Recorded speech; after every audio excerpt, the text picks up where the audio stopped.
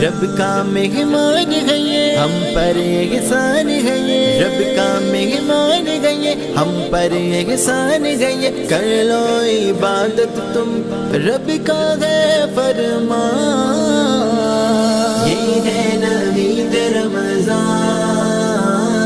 ये है नवीद रमजान, नवीद रमजान। ये है नवीद रमजान, ये है Naveed Ramzan.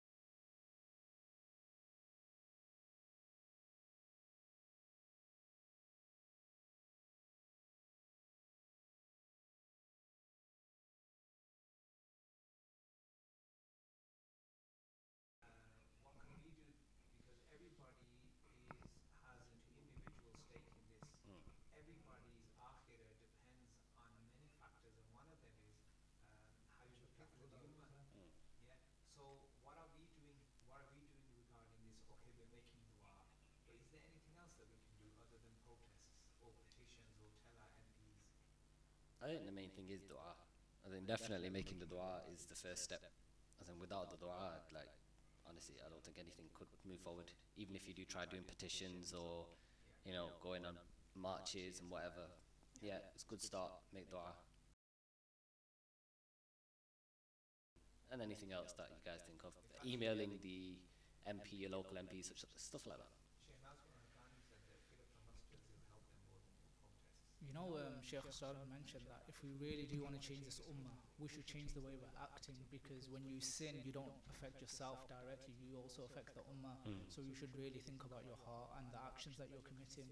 That's why in that video, I think a few years ago, the whole point of that video was everyone were to make tawbah on that day.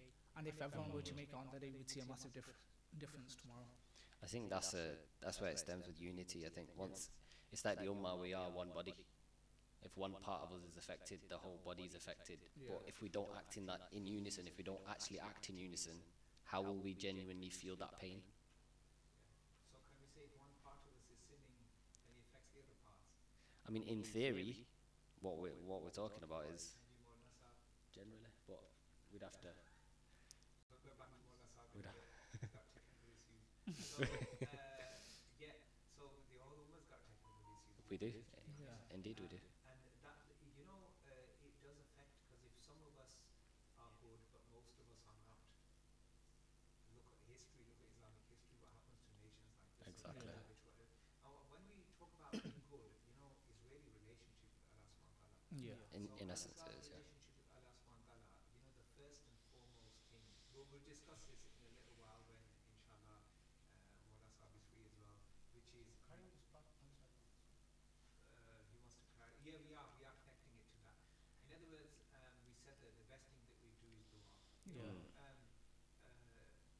Over the last few weeks, because of Ramadan Sharif as well, think about, like, we keep on making dua, we had a session on dua as well. Yeah, we did.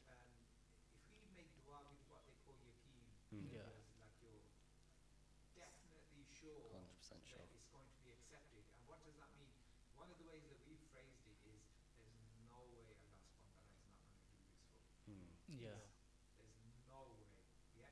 And dua is always accepted by Allah subhanahu wa ta'ala. Always. Yeah? Obviously we have to be careful about having haram risk or not. Really has salah and do good to other people as well.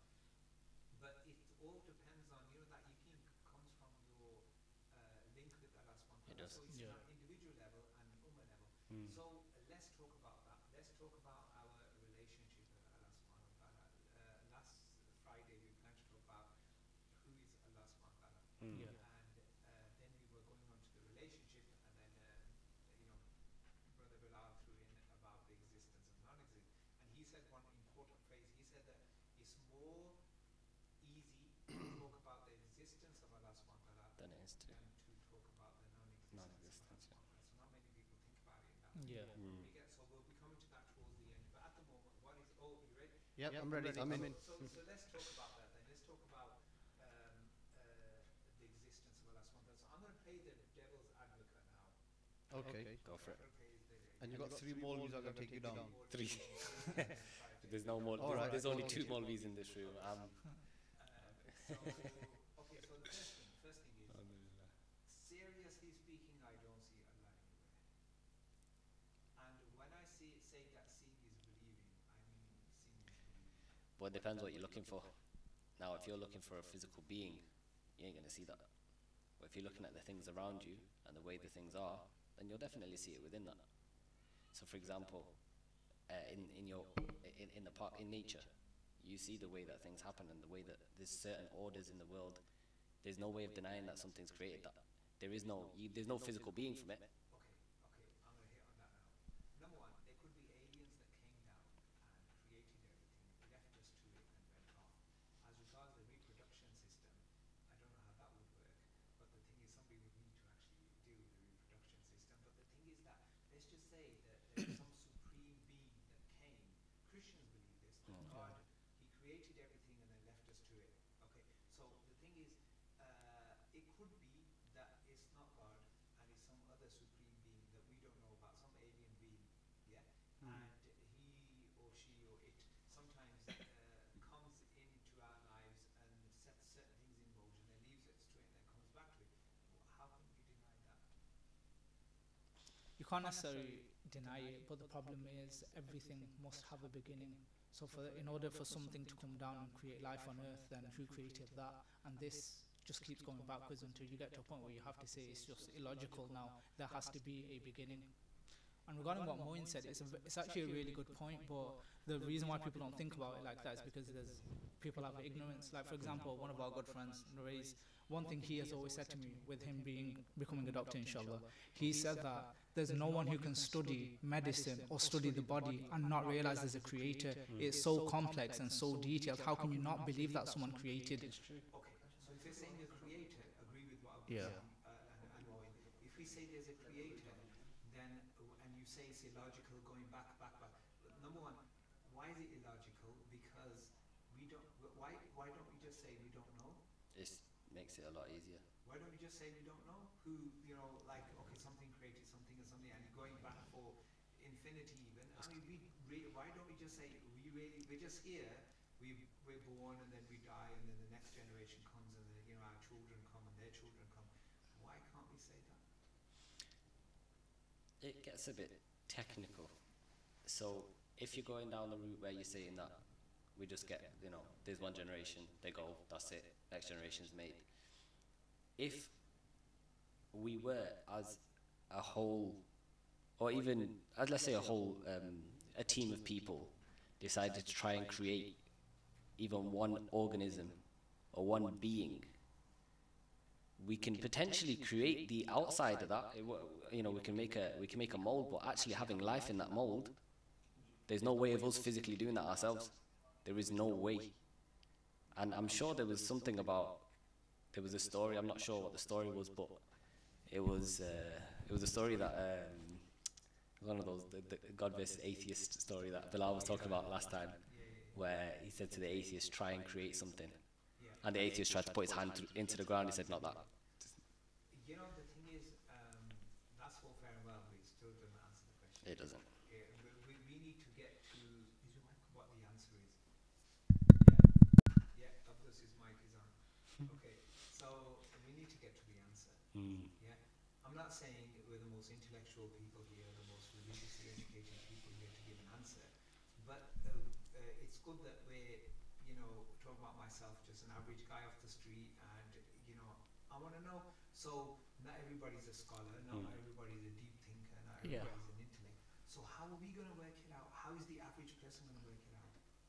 I think when you look around you, everything has. Again, it goes back to that point where it's illogical to think that you can keep going back forever and ever. Now, the thing is, you said, okay, that's not really a good point, but the problem is it has to be one of the main points because everything does have a beginning, no matter how. Everything's finite, basically.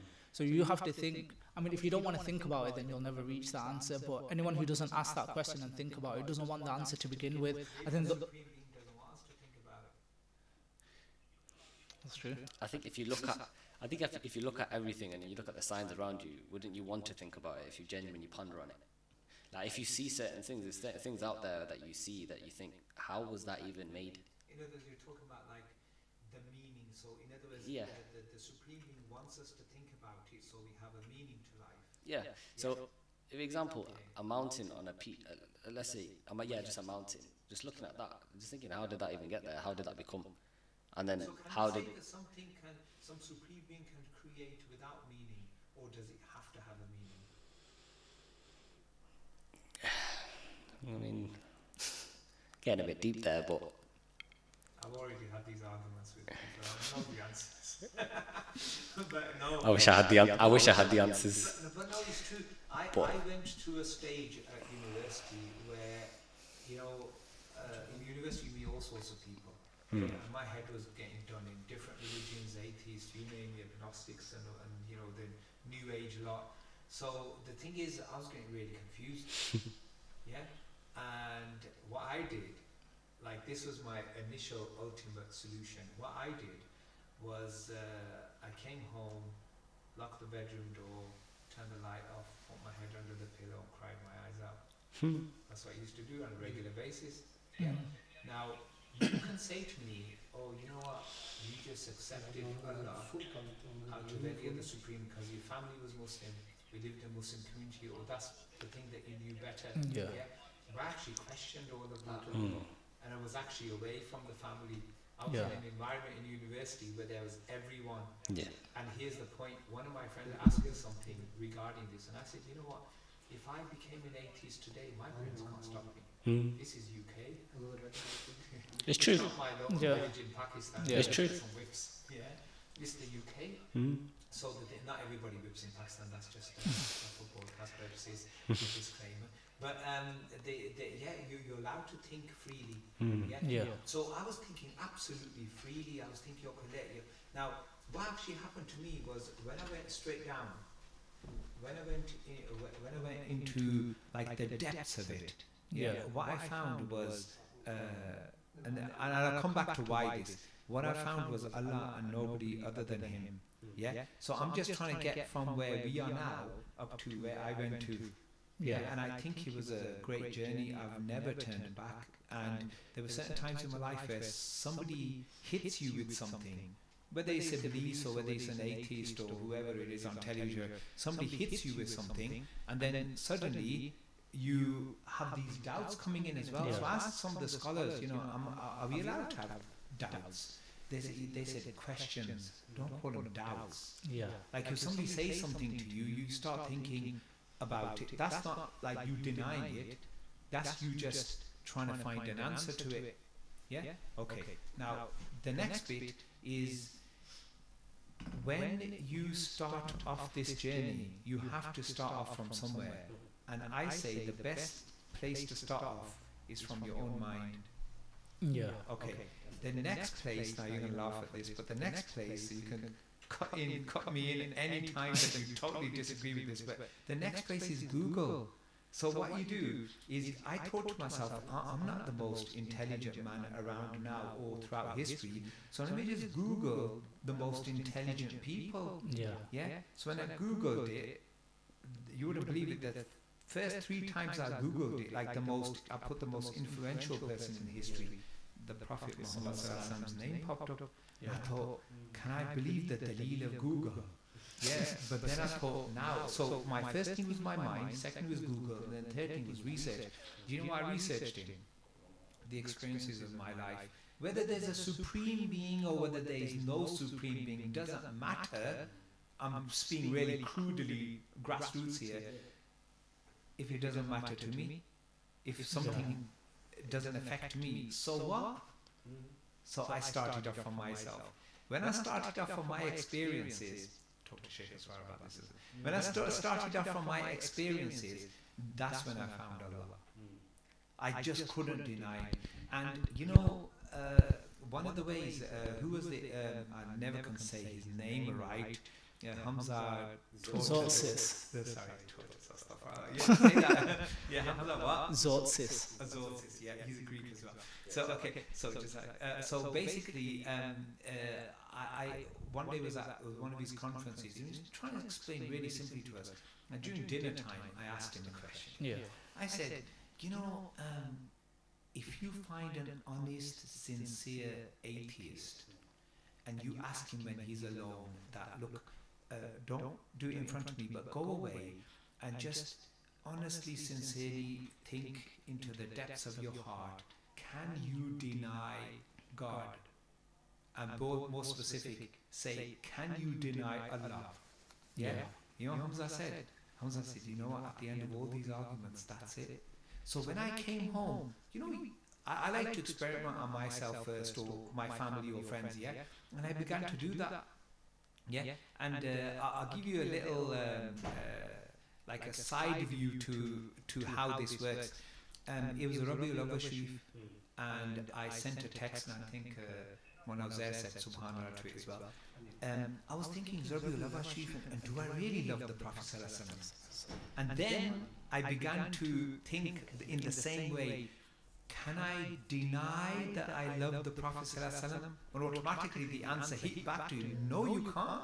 You can't deny your love. Okay, I wasn't in that moment in time getting crazy, but no, I couldn't. Similarly with Allah subhanahu wa ta'ala. Like, do I love my mum? Yeah, okay, I haven't talked to my mum.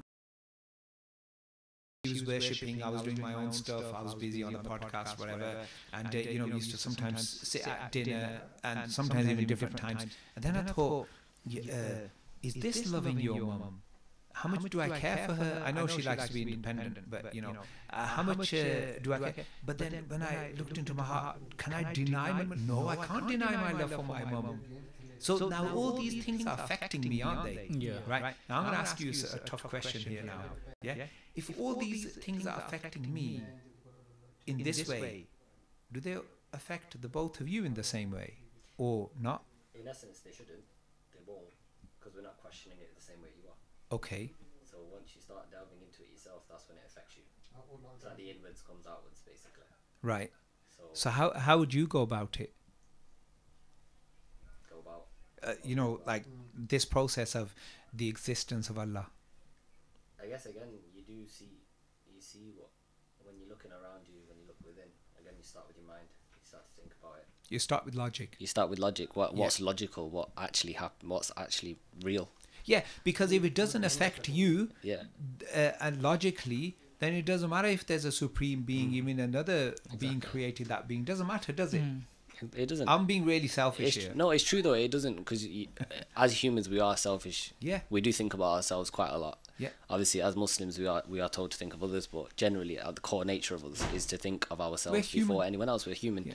And if we don't, if the experiences we have, like you said, speaking about experiences, if we don't have those experiences ourselves and don't reflect on those experiences, going back to another podcast we had, yeah. If we don't genuinely reflect on our experiences and what's happened to us and how things have progressed from a certain point to another point where we've been at a low, gone to a high, then go back to a low, and then again to a high, we wouldn't know that. We wouldn't, in theory, it's not doubt. You wouldn't doubt anything, but you'd start to question it.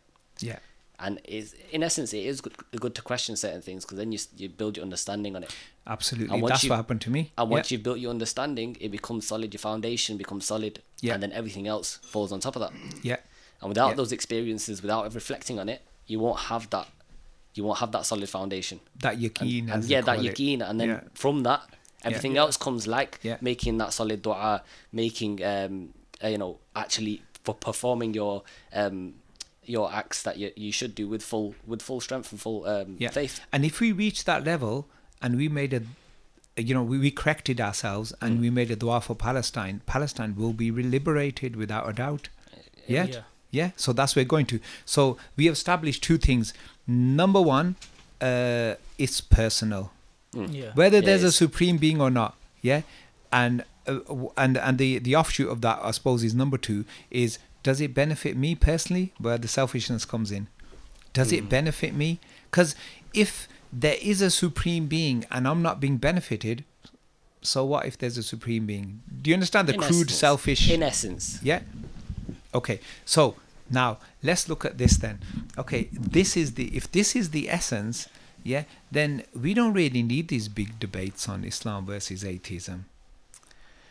Unless you want to reach some intellectual, scholarly it level. goes back to that. It goes back to that point. If you actually sit down in I'm a not room, putting down Sheikh Asrar's book because if you go down into a room, if you sit in a room and you're with yourself, lights off, and just relax, and you genuinely ask yourself that question: does Allah, does a supreme being exist, or does a deity exist? And genuinely, you can't deny it. You can't. Once you can't? actually start questioning it, you can't. Because then you'll Absolutely. start to think about your experiences. How would it not exist? Yeah. So isn't that proof enough? Because soon as, a sheikh goes on the stage to have a debate with an atheist, I've been in a number of these debates, he says one thing, he hits him and he hits him and he hits him and he hits him. And I go at the end of this debate, a 2-hour debate, thinking, how's that helped me in any way? Most of the time, I'll be unless it's an all-out defeat. I mean, if we had Imam Abu Hanifa or Sheikh Abdul Qadir Jilani, that's going to be an all-out defeat, and my iman will go from here to shoot through the roof, yeah? But it's not usually like that. May Allah bless our scholars. I think that's why a lot of them. I think that's why a lot of the scholars don't tend to talk about the topic as often.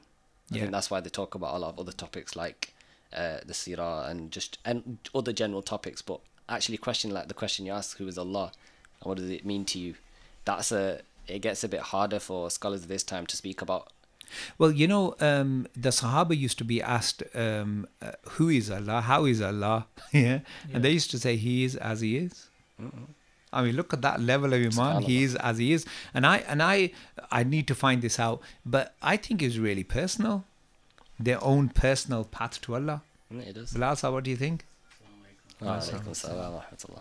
I was just thinking about, you guys were just talking about, discussing with atheists and proving the existence of Allah, right? Allah Ta'ala says in the Quran, only those who fear Allah understand Allah. So the fact, we're almost already defeated by trying to convince atheists of Allah's existence because They don't fear. Allah, right? They don't believe in Allah and they don't fear. Neither do most of us. I mean, in theory, If you if think you about think about it theoretically, it's true.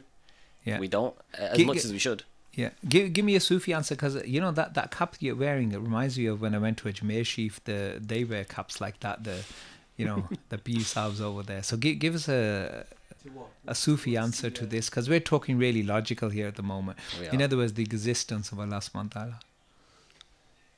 Do you want to think about that for a while?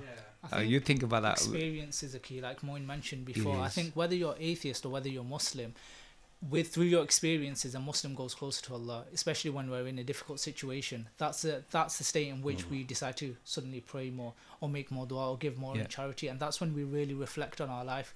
Especially like towards the end of Ramadan, why do we reflect more about our life? Because we realize we're losing something or we've lost something. Similarly, a lot of non-Muslims, they don't necessarily come to Islam by asking who's God or where is God or prove to me that God exists. A lot of them, like especially like Hamza Yusuf, he said it was on the 15th of Sha'ban.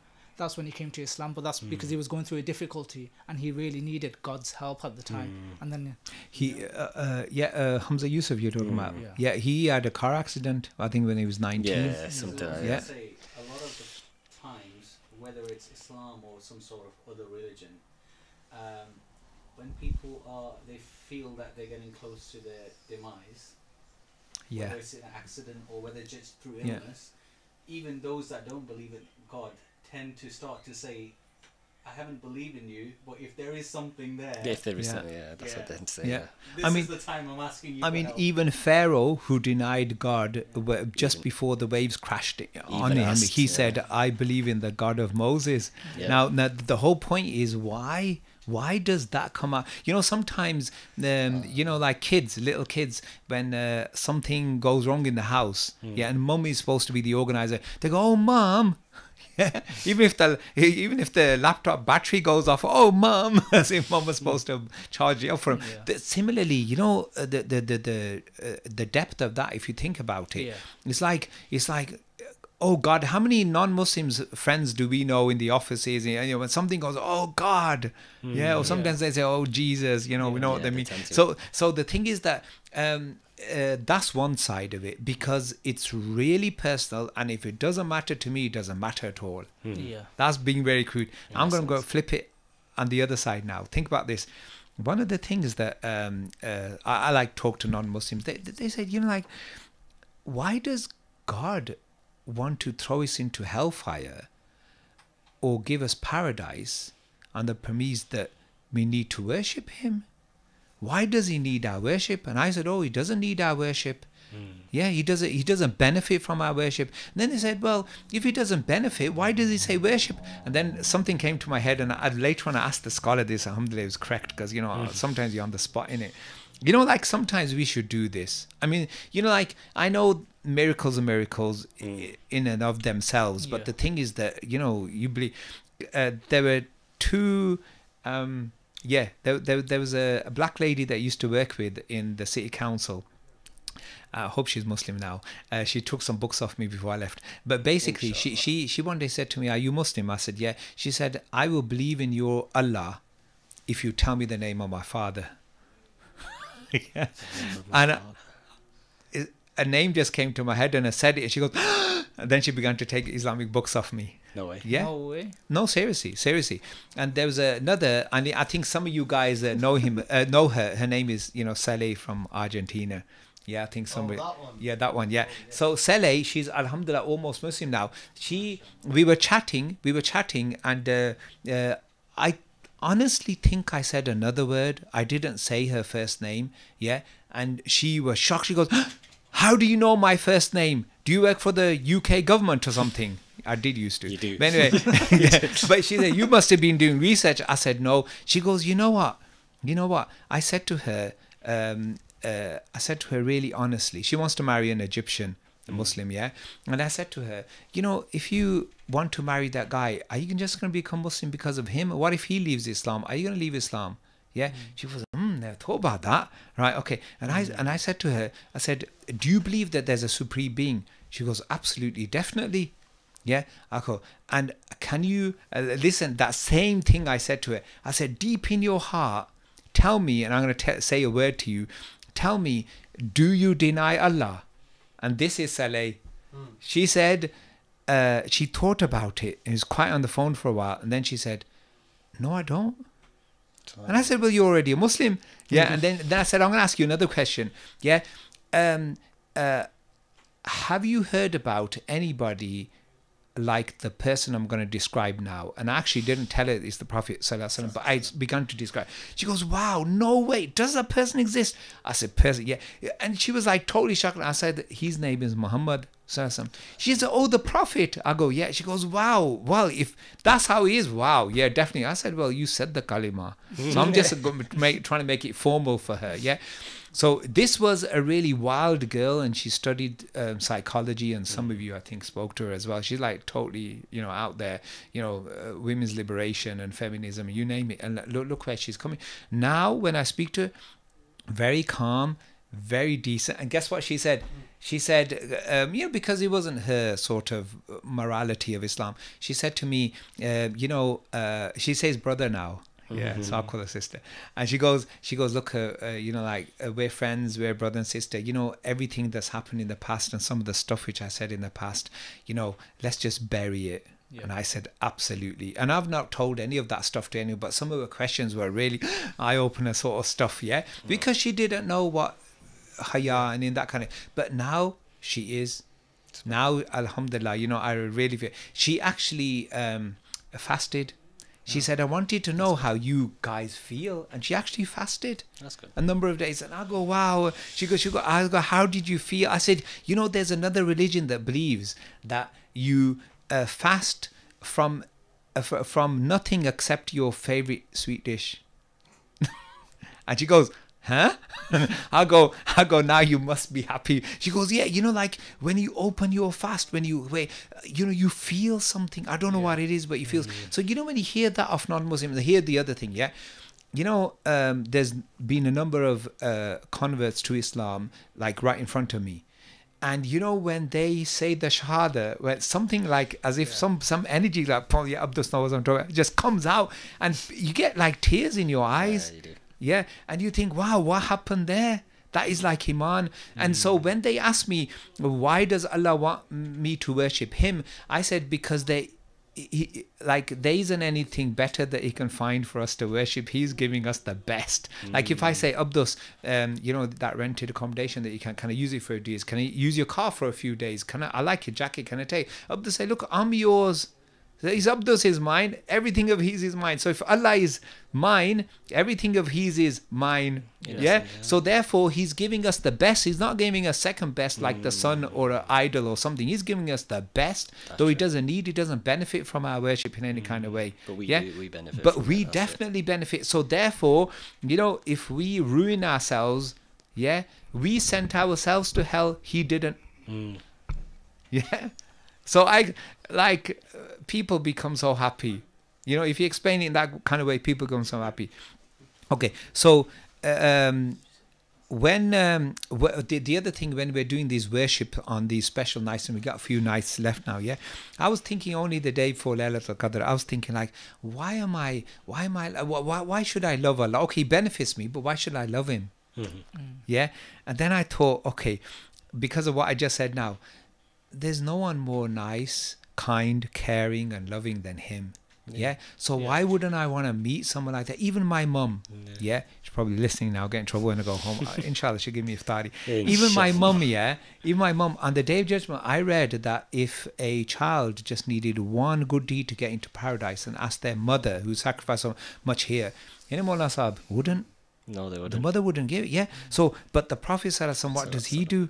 He sacrifices himself for us. And look at Allah subhanahu wa ta'ala. Like, you know, like when I got married, like, you know, like you think honeymoon's going to last forever, and, you know, you're in love with your wife and she's madly loving you, with you. And even if her parents say something to her or my parents say something to me, even though they, you know, sacrifice so much for us, we don't like it because we love each other.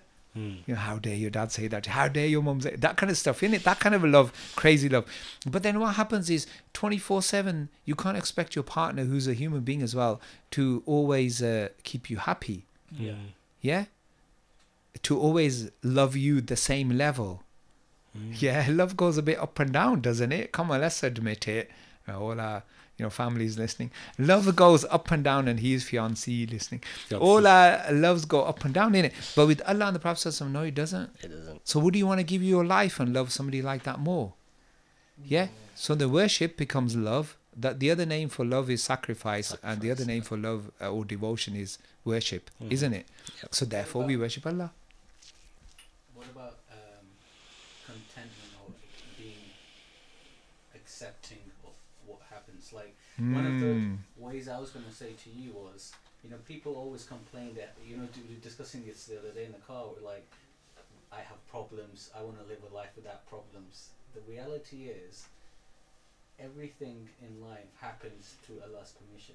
So if Allah has willed for you to have that problem, why don't you just be happy, and rather than say, I want to get rid of this problem, be accepting that if this is Allah's Raza, that you should be in this problem, this is how He's satisfied with the situation, then you should be satisfied with the situation that your Rabb wants and He's satisfied with, right? So it's, instead of complaining, and, you know, one thing I'll say is, if you want to get rid of your problems, show some gratitude. Okay, I'm gonna switch that the other way around, because I like to take it really easy, innit? I like to make Islam easy for myself. Okay, so Allah doesn't need satisfaction, but I do. Because Allah is satisfied. What Bilal is saying is that it means that we're going to be satisfied. He's created us. He knows our chemistry and how we tick. So therefore, He's satisfied with what we're satisfied. but we don't know any better, do we? We don't. So then when Bilal is saying, and we had a good discussion in the car about this as well, that when Bilal is saying, and not just with Bilal, you know, this is it's a common thing that people talk about. I have these such problems and this, that. So the thing is that the one old lady came to my house and she said, complaining, talk about gratitude. She goes, has Allah only found me to send problems to? Yeah. So, but the answer is being content that when Allah has given you a problem that is good for you, is good for your tarbiyah, is good for your progress, is good for you. Like an exam is good for you for you to become a doctor. Yeah. So it's good for you. Yeah. So okay. Now being content. Isn't this a goal of maybe as a tariq, if I remember correctly, that if Allah Ta'ala sends you like a problem and you come through it, then that was a test from Allah that you passed. And if you don't come through it, then that was essentially a zal from Allah. Yeah. So okay. So he said that you know, Bilal's mic was not on. You didn't miss much. He's gonna start speaking now. Yeah, I was thinking, why am I speaking on your own, man? These two guys are shy. They're not speaking. Bilal's been on here many times. We're trying to uphold the haya. Haya, no. Here we're all equal. You know, everybody can speak, no matter what level. Everybody has some gem inside them that they can share. So you know, like with gratitude, or with contentment, and we talk about experience. Before you came, we three were talking about experience. Personally, you know, one of the things, maybe a little older than you guys, just a little, and the thing is, what I was gonna say was, you know, when you keep on getting a beating. Yeah. You lose hope after all. No. Something opposite happens when you actually keep on getting a beating. You get used to the beating. You do. Yeah. And you get tougher from it. You do. So now the Sufis, Bilal Sahab, saying that joy and sorrow, success and failure, no difference in their eyes. It's the same thing because it all comes from Allah. Then I began to, because I read that a long time ago and I couldn't understand it. I said, well, how can joy, when I'm happy, I'm happy. When I'm sad, I'm sad. I don't want sadness. I want happiness all the time. Yeah. And actually there was times in my life where I was happiness continuously and I got bored.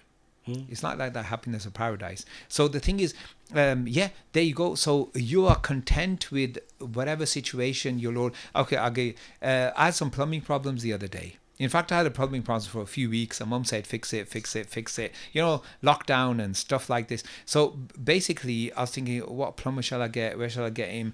These days, they're charging quite a bit, innit? For a so lot of things they're charging, So I was thinking, and every time you go and do wudu, you think, oh my God, I got to put hot water in from the sink and cold water from the bathtub because those are the ones taps which working. And he's like, really weird. Yeah. Anyway. Isn't that how everyone lives their life? Well, you know, I didn't want it. I want it Alhamdulillah. easy. I want it easy. I want everything easy. Everything done for me. Sufi Bilal, right? Sufi. That's the name. Sufi Bilal now. Sufi Bilal now, innit? Yeah. Isn't that how you all like wash outside? Just have one tub of water to use it per day. No, you want all the taps Don't working. waste any water and don't eat other than 3 dates and all of that stuff. We try our hardest to do so. Yeah, no, but I want to. You know what? Okay, I'm going to be crude again here now. Yeah, now he said that, I got to be really crude. Yeah, I want to eat so much. Yeah, and I want to have all the sweets in the world, and I don't want my teeth to rot, and I don't want my stomach to bloat, and I don't want to be accused of gluttony, any sin like that. And I still want to get to paradise. Well, what I was going to say is, the only place you could do that is Jannah. You can eat as much as you want. So why not try harder just to get there so you can do that? Yeah, but I want Jannah here as well. Why can't I have Jannah here? One day I made a dua to Allah. Human nature, isn't it? Yeah, I'm going to tell you one dua I made to Allah. There's nothing. No, I want to eat over. Like good all the time. He wants to abuse the rights and the body that Allah has given him. Yeah, I want to go into exaggeration. So one day I really wanted something of Allah subhanahu wa ta'ala, yeah? And I said to Allah subhanahu wa ta'ala, Ya Allah, if you give me what I want in this life and in paradise, it's not going to make a difference to you, but it's going to make a difference to me. And if it makes a difference to me, it's not going to make a difference to you. Get it? It's not going to affect your treasures, even a needle amount. And guess what? I got the thing immediately. SubhanAllah. Yeah, and then I thought, was that a good dua? You know, sometimes that happens. Yeah. Like, And you dua got gets frightened, so I got fast. scared. You're like, maybe I should have I asked for should something. have asked for No, yeah, no, was that really good for me? Because afterwards, guess what I began to think? And I never began to make a dua like that again. Because I began to think maybe that wasn't as good as what Allah was going to give me. Because I don't love and care for myself as much as Allah loves and cares for myself. And the reason why that was a fact is because when I couldn't ask for the good for me, He was still benefiting me when I was a baby or in my mum's tummy and all that kind of stuff. Yeah. So the thing is that I'm thinking now, this is the relationship. What we started off with the Friday, or us guys, this is what we're talking about. Like, who is Allah? Yeah, and how are we going to know who is Allah? Is our relationship with Allah, our personal relationship with Allah subhanahu wa ta'ala. And you know, I thought, why shall I worship Allah? Yeah, if He's not benefiting it, is because really I'm benefiting myself. And really all of us need someone who is, you know, usually in this world we have, remember we talked about love, like it's usually one way, yeah? But it should be two ways. Now, how about if it's unconditional two ways? I mean, we can't get to the level of Allah and His Prophet. I'm like, we still are greedy for this and that kind of thing. But they love and care for us and give us without wanting anything back. Yeah. Do they want anything back? Does the Prophet ﷺ want anything back in reality? No. No. No? Okay. Now, the Prophet ﷺ created as a human to tell us that, you know, it gives him joy. Yeah, now, if our goodness gives Allah joy, He doesn't smile like we do. He's not happy like we do. Yeah, we are. But then to relate to that, He sent us the Prophet ﷺ, who when he smiles, we suddenly realize what a smile is and why he's happy when he makes him happy. Like when you guys smile, I smile, as we said, it was contagious, and vice versa. Yeah. Okay. So the thing is, I'm thinking now at a deeper level, the existence of God that we started off on. Yeah.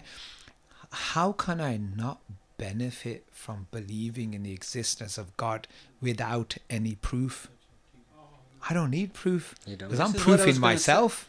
This is what I was going to say. Like, if you live a life, so forgetting proving the existence, but if you live a life with the intention that there is a supreme being that you're going to be answerable to one day, what it does is it allows you to live a much better quality of life and be a lot more intentional about the way you live it. Yeah. Right? That'll be part two, innit? Yeah. Initially, we're being really selfish. I We mean, don't want to be answerable to anyone. Right. But It- that's part two. Versus you be just an animal and no purpose in life. Yeah. Right? So even just from let's say God was just a theory and all of this, right?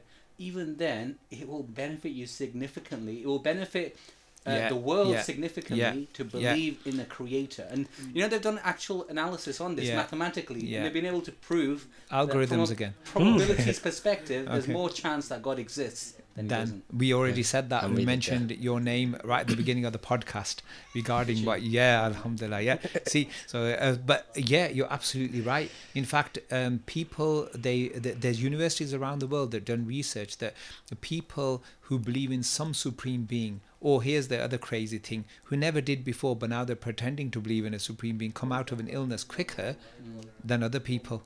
You know, so it does benefit us. It does. Yeah, even if they say there's nothing out there, still benefit. But how about as Ali radiallahu anhu mentioned, yeah? Okay, one, I think it was a Christian or somebody like that and didn't believe in God, said, look at all you lot, you have to pray 5 times a day and you have to fast and do this and do that and rights and all this kind of thing, and you know, you can only have 4 wives and we can have many and all that kind of thing on the side without marrying them. Yeah, and you have to do all of this. So, you know, and as I replied to him, he said, what if there's a hereafter? In other words, I explained it to the little students in the masjid, so I was explaining it in this way. I thought, look, if you're going on a train journey and you know, one guy sitting in first class and you're sitting in third class, yeah, in poverty class, yeah, but the train is still heading towards that way. If you reach the destination, if it comes out that there is a hereafter on the other side, then who's ultimately won? The guy in the third class, not the one in the first class. And how much less do you suffer? And I'm going to say something to you. You know, my house is one of, I have non-Muslims living around me, yeah? My house is one of the nicest houses there. My car, when I had it, was one of the nicest cars there. My sofas are one of the best, And he's got the best roof right now. The best roof right now as well. Yeah, yeah, absolutely. So I'm looking around at the non-Muslims. I'm looking around at the non-Muslims and I'm thinking, wow, I'm not really in third class. Imam Hassan radhiyallahu was, you know, he's beautiful. He looks the upper part like the Prophet says. Imagine that, beautiful clothes and a beautiful horse, and he's going. And there was a monk, and he came and held the reins of his horse. He said, "Didn't your Prophet say to you that this place is like hell for Muslims, like a prison for Muslims, and the hereafter is paradise, and this is like paradise for us, and it'll be imprisonment forever in the hereafter? But look at you and look at me. I mean, you know, rags here, and look at you." And Imam Hassan radhiyallahu anhu, Allah bless him, he said, compared to paradise, this is rags for us. So look what Allah gives us. And was it Bilal who said that if Allah didn't look at the hearts of the Muslims, He would give the non-Muslims like everything, paradise, stairs of gold yeah. and stuff. Yeah. So look how kind. Then I think, look, even if you don't believe in Allah, this is where Khwaja Ajmeri, you had to keep on reminding me because I went to Ajmer. Khwaja Ajmeri, he said, you know, be like the sun. That gives to everybody, Muslims, non-Muslims, enemies, friends. Be like the ocean that gives to everybody. Be like the earth, you know, that provides for everyone. Yeah. And then I realized, if that's a wali of Allah, a friend of Allah, how much more is Allah for us? Allah gives to enemies who abuse him, say he has a son and all this kind of stuff. Yeah, angels are his wives and all this. I mean, how abusive. If somebody said that to any of us, yeah, and he still gives, and he still gives. So I was thinking this next part, because you guys aren't talking as much as me today. So do you think it's through gratitude that people come to realize who Allah is? For example, when we are in a state of difficulty, we think, why is Allah doing this to me? But little do we realize we've had so much up until that point. And sometimes you do need that little test just to make you realize that, you know, everything that you've got could go away. And it's also to make you realize that it was Allah who was giving me all this in the first place. Yeah, you know, absolutely. One thing I was just going to say, two things actually. One was the fact that if you have lived a whole life with the assumption that God exists, okay, and at the end, na'uzubillah, you find out he doesn't, right? You still lived a good quality of life. That's the point. That's the point, sweetheart. Yeah, I'm getting to quality of life. Definitely. And in the chance that he does exist, you're fine as well. You're fine as well. The person who lives his life with the assumption that God does not exist, he's screwed. Because now if God exists, he's not lived a life in the way that it will allow him to succeed in the hereafter. I think either way you're benefited if you do think you win either way. It's a win-win situation if you do believe in a supreme deity. Yeah.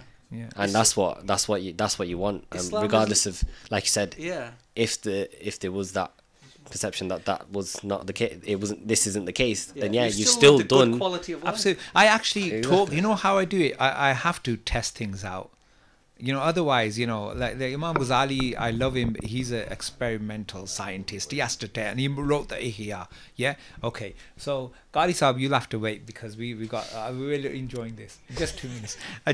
He's coming on next. I asked gangsters, you know, like if I want to do whatever I wanted, let's just say God doesn't exist, what would I do? Like, so ask gangsters, what do you do? And you know what they do?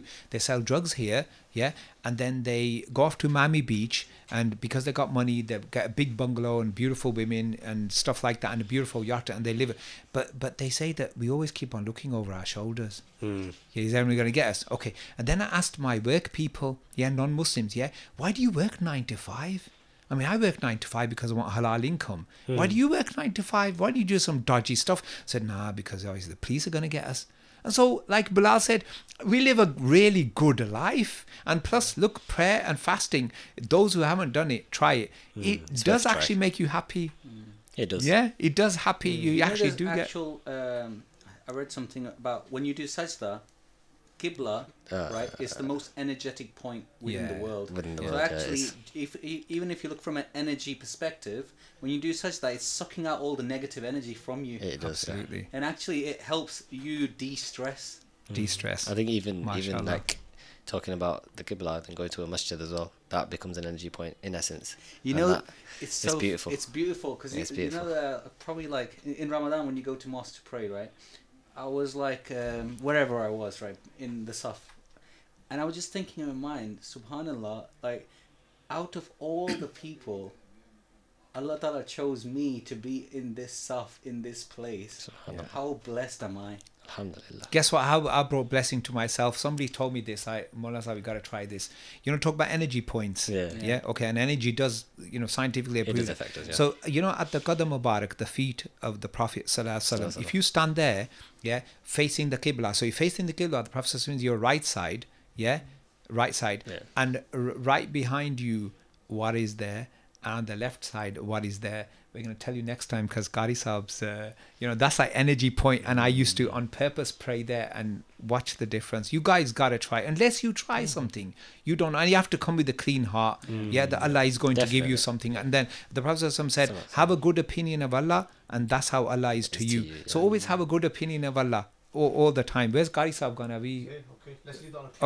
Okay, Jazakumullah khair, inshallah subhanahu wa ta'ala. That was the third day, and we call this podcast The Pursuit of Happiness. And now we're getting towards that happiness. Jazakumullah khair. Assalamu alaikum. Assalamu alaikum. Ye hai Naveed-e-Ramzan, ye hai Naveed-e-Ramzan, Naveed-e-Ramzan, ye hai Naveed-e-Ramzan, ye hai Naveed-e-Ramzan.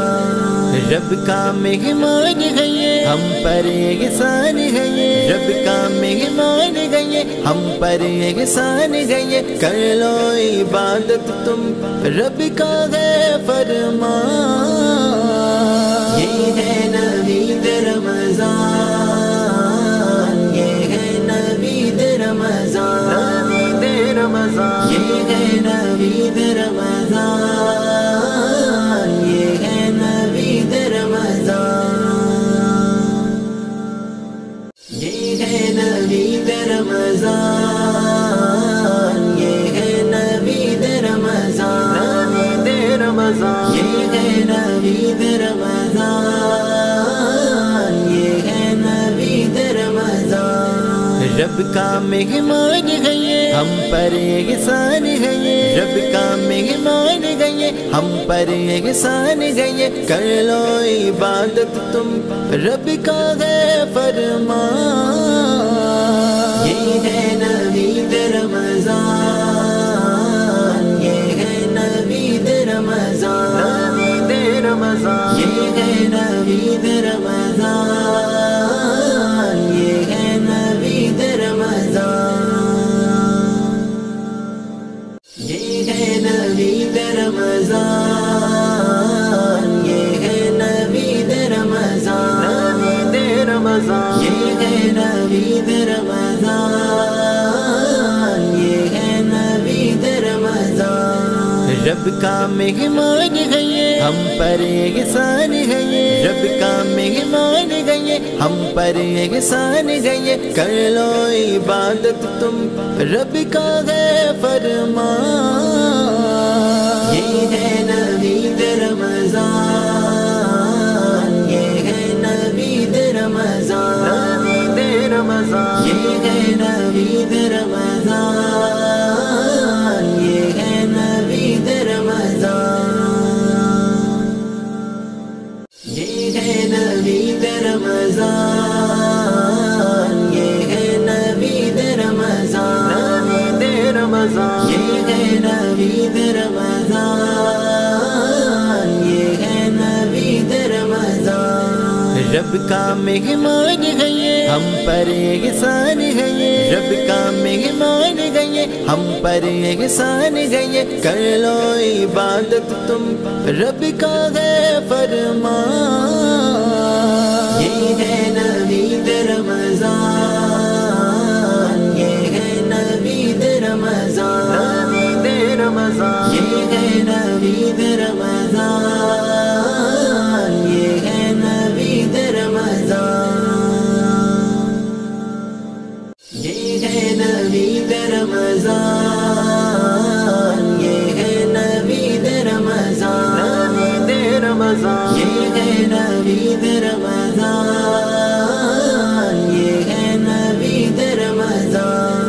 रब का मेहमान है ये, ہم پر احسان ہے یہ رب کا مہمان ہے یہ ہم پر احسان ہے یہ کر لو عبادت تم رب کا ہے فرمان یہ ہے نوید رمضان یہ ہے نوید رمضان نوید رمضان یہ ہے نوید رمضان یہ ہے نوید رمضان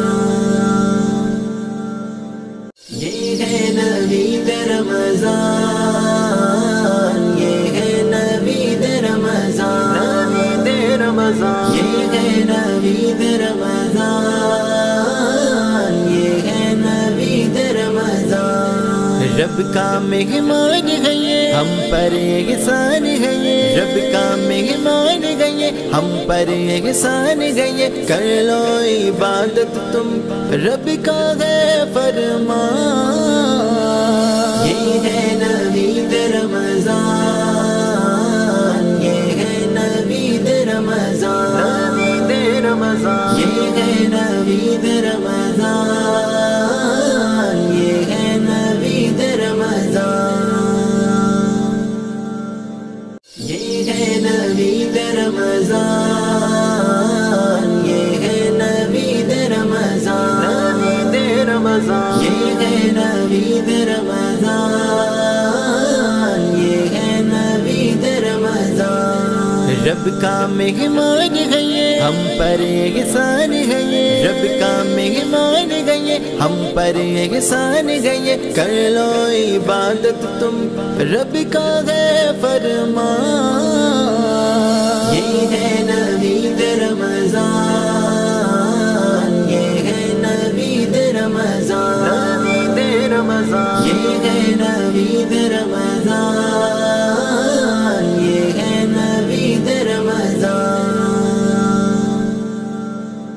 یہ ہے نوید رمضان یہ ہے نوید رمضان نوید رمضان یہ ہے نوید رمضان یہ ہے نوید رمضان رب کا مہمان ہے یہ ہم پر احسان ہے یہ رب کا مہمان ہے یہ ہم پر احسان ہے یہ کر لو السلام علیکم ورحمۃ اللہ تعالی وبرکاتہ۔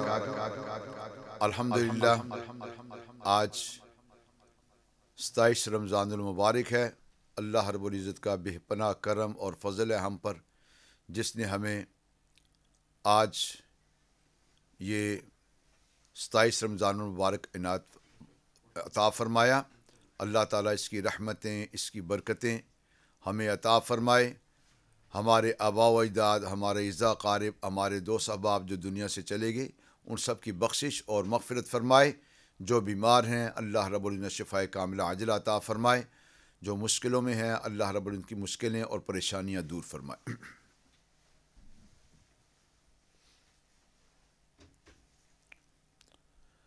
اعوذ باللہ من الشیطان الرجیم، بسم اللہ الرحمن الرحیم۔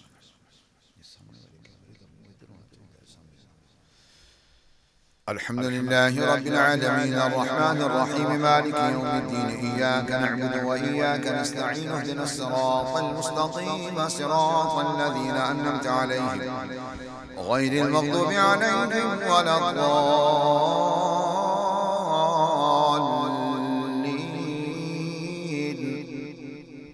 قال فما خطبكم أيها المرسلون قالوا إنا أرسلنا إلى قوم مجرمين لنرسل عليهم حجارة من طين مسومة عند ربك للمسرفين فأخرجنا من كان فيها من المؤمنين فما وجدنا فيها غير بيت من المسلمين وتركنا فيها آية للذين يخافون العذاب الأليم وفي موسى إذ أرسلناه إلى فرعون بسلطان مبين فتولى بنقله وقال ساحر أو مجنون فأخذناه وجنوده فنبذناهم في اليم وهو مليم وفي عاد إذ أرسلنا عليهم الريح العقيم ما تذر من شيء أتت عليه إلا جعلته كالرميم وفي ثمود إذ قيل لهم تمتعوا حتى حين فاعتوا عن أمر ربهم فأخذتهم الصاعقة وهم ينظرون فما استطاعوا من قيام وما كانوا منتصرين وقوم نوح من قبل إنهم كانوا قوما فاسقين والسماء بنيناها بأيد وإنا لموسعون والأرض فرشناها فنعم الماهدون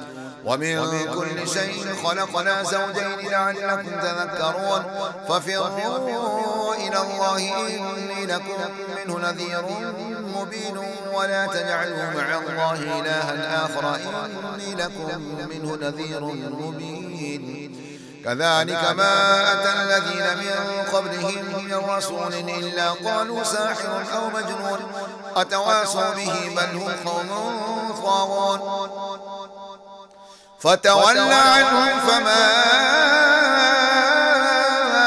أنت بملوم وذكر فإن الذكرى تنفع المؤمنين وما خلقت الجن والإنس إلا ليعبدون ما أريد منهم من رزق وما أريد أن يطعمون إن الله هو الرزاق ذو القوة المتين فإن للذين ظلموا ذنوبا مثل ذنوب أصحابهم فلا يستعجلون فويل للذين كفروا من يومهم الذي يوعدون بسم الله الرحمن الرحيم والطور وكتاب مسطور في رق منشور والبيت المعمور والسقف المرفوع والبحر المسجور إن عذاب ربك لواقع ما له من دافع يوم تمور السماء مورا وتسير الجبال سيرا فويل يومئذ للمكذبين الذين هم في خوض يلعبون يوم يدعون إلى نار جهنم دعا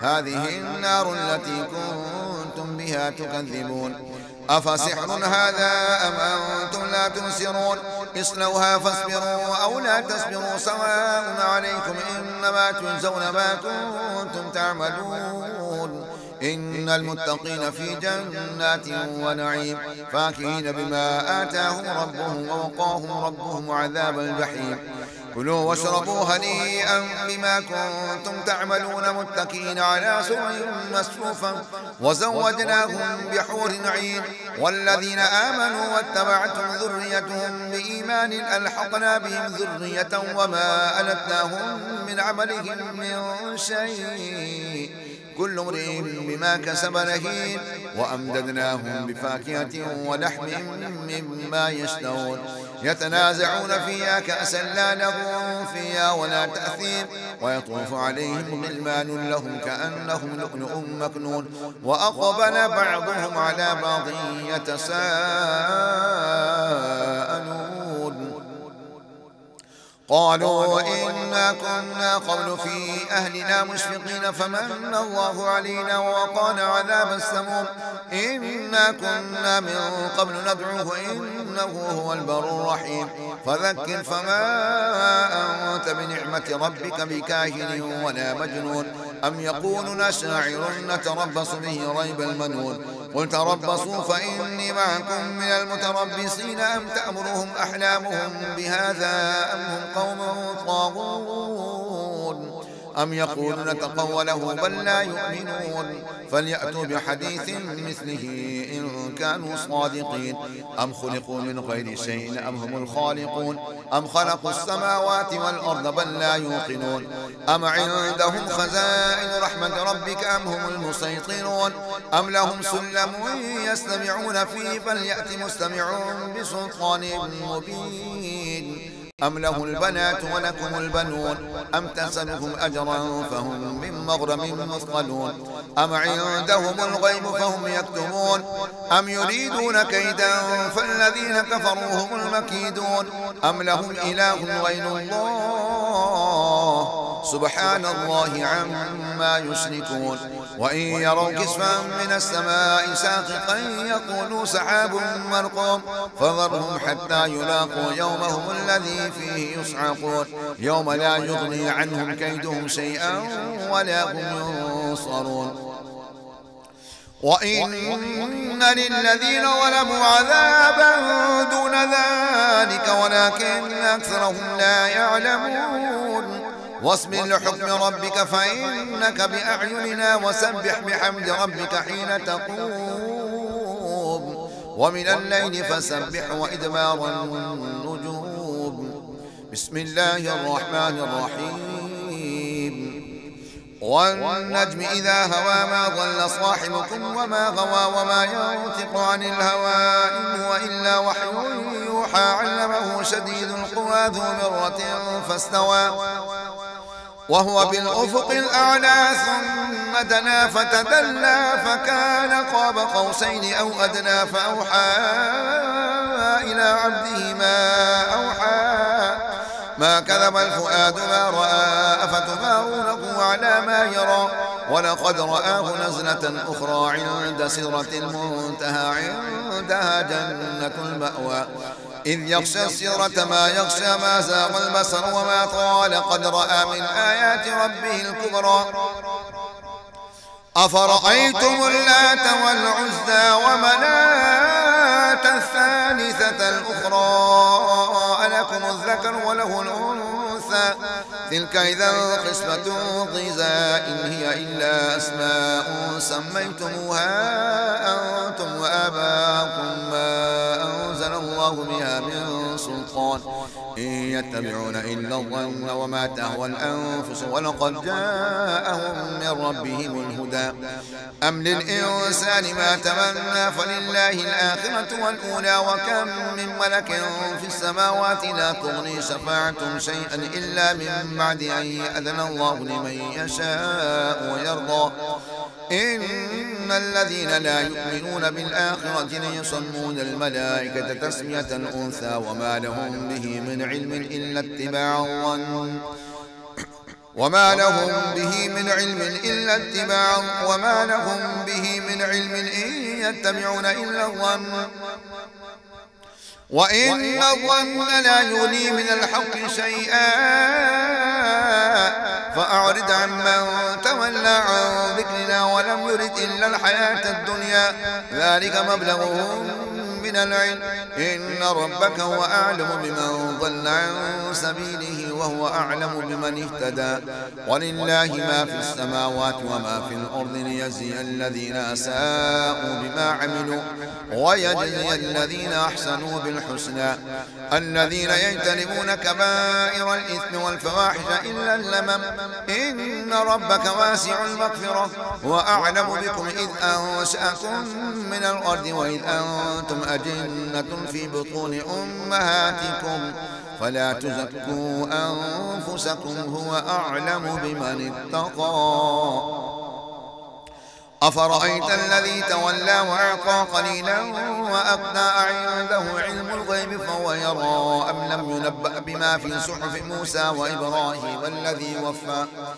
ألا تزر وازرة وزر أخرى وأن ليس للإنسان إلا ما سعى وأن سعيه سوف يرى ثم يجزاه الجزاء الأوفى وأن إلى ربك المنتهى وأنه هو أضحك وأبكى وأنه هو أمات وأحيا وأنه خلق الزوجين الذكر والأنثى من نطفة إذا تمنى وأن عليه النشأة الأخرى وأنه هو أغنى وأقنى وأنه هو رب الشعرى وأنه أهلك عادا الأولى وثمود فما أبقى وقوم نوح قبل إنهم كانوا هم أظلم وطغى والمؤتفكة أهوى فغشاها ما غشا فبأي آلاء ربك تتمارى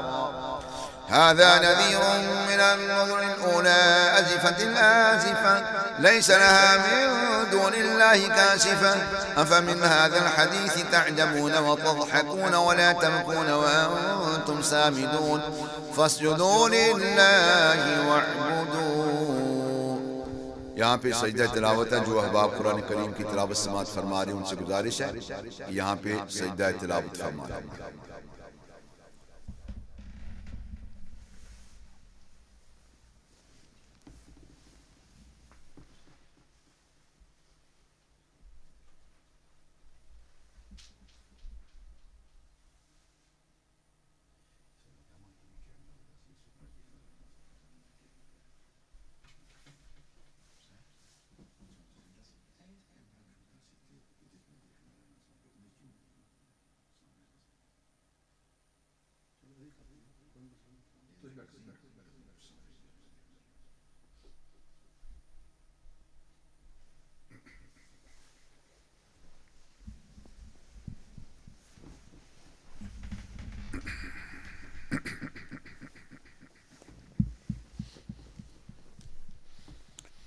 أعوذ بالله من الشيطان الرجيم. بسم الله الرحمن الرحيم.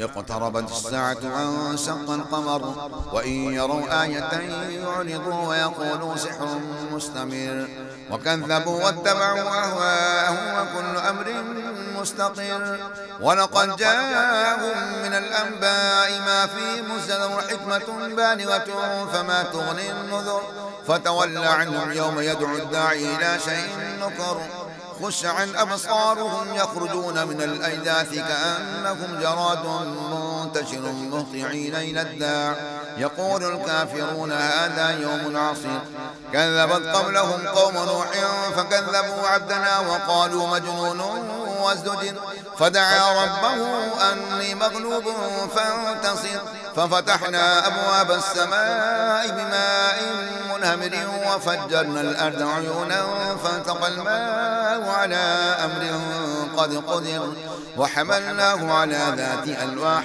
ودسر تجري بأعيننا جزاء لمن كان كفر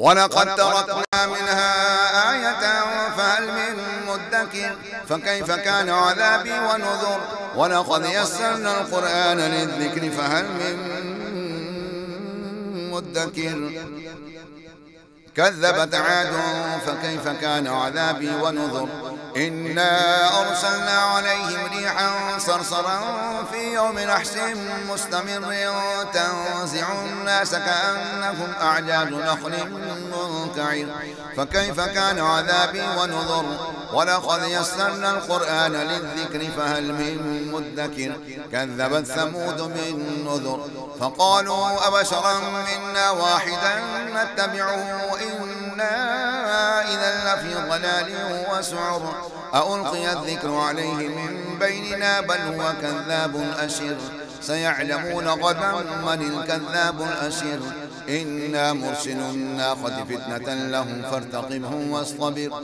ونبئهم أن الماء قسمة بينهم كل شرب مختضر فنادوا صاحبهم فتعاطى فعقر فكيف كان عذابي ونذر إنا أرسلنا عليهم صيحة واحدة فكانوا كهشيم المحتضر ولقد يسرنا القرآن للذكر فهل من مدكر كذبت قوم لوط بالنذر إنا أرسلنا عليهم حاسبا إلا آل لوط إنا لمنجوهم أجمعين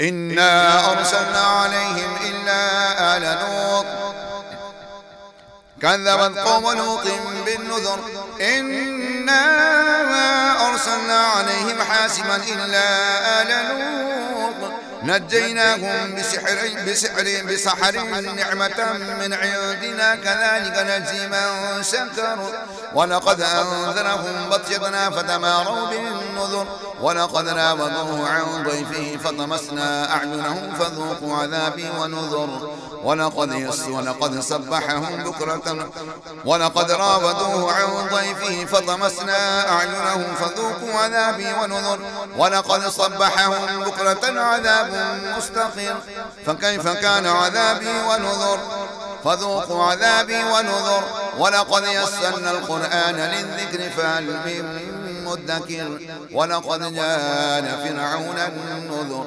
كذبوا بآياتنا كلها فأخذناهم أخذ عزيز مقتدر أكفاركم خير من أولئكم أم لكم براءة في الزبر أم يقولون نحن جميع منتصر سيهزم الجمع ويولون الدبر بل الساعة موعدهم والساعة أدهى وأمر إن المجرمين في ضلال وسعر يوم يسحبون في النار على وجوههم ذوقوا مس سقر إنا كل شيء خلقناه بقدر وما أمرنا إلا واحدة كلمح بالبصر ولقد أهلكنا أشياعكم فهل من مدكر وكل شيء فعلوه في الزبر وكل صغير وكبير مستطر إن المتقين في جنات ونهر في مقعد صدق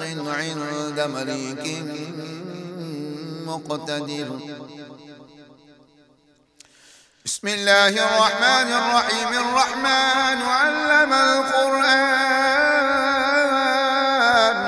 خلق الإنسان علمه البيان الشمس والقمر بحسبان والنجم والشجر يسجدان والسماء رفعها ووضع الميزان ألا تطغوا في الميزان وأقيموا الوزن بالقسط ولا تخسروا الميزان والأرض وضعها للأنام فيها فاكهة والنخل ذات الأكمام والحب ذو العصف والريحان فبأي آلاء ربكما تكذبان.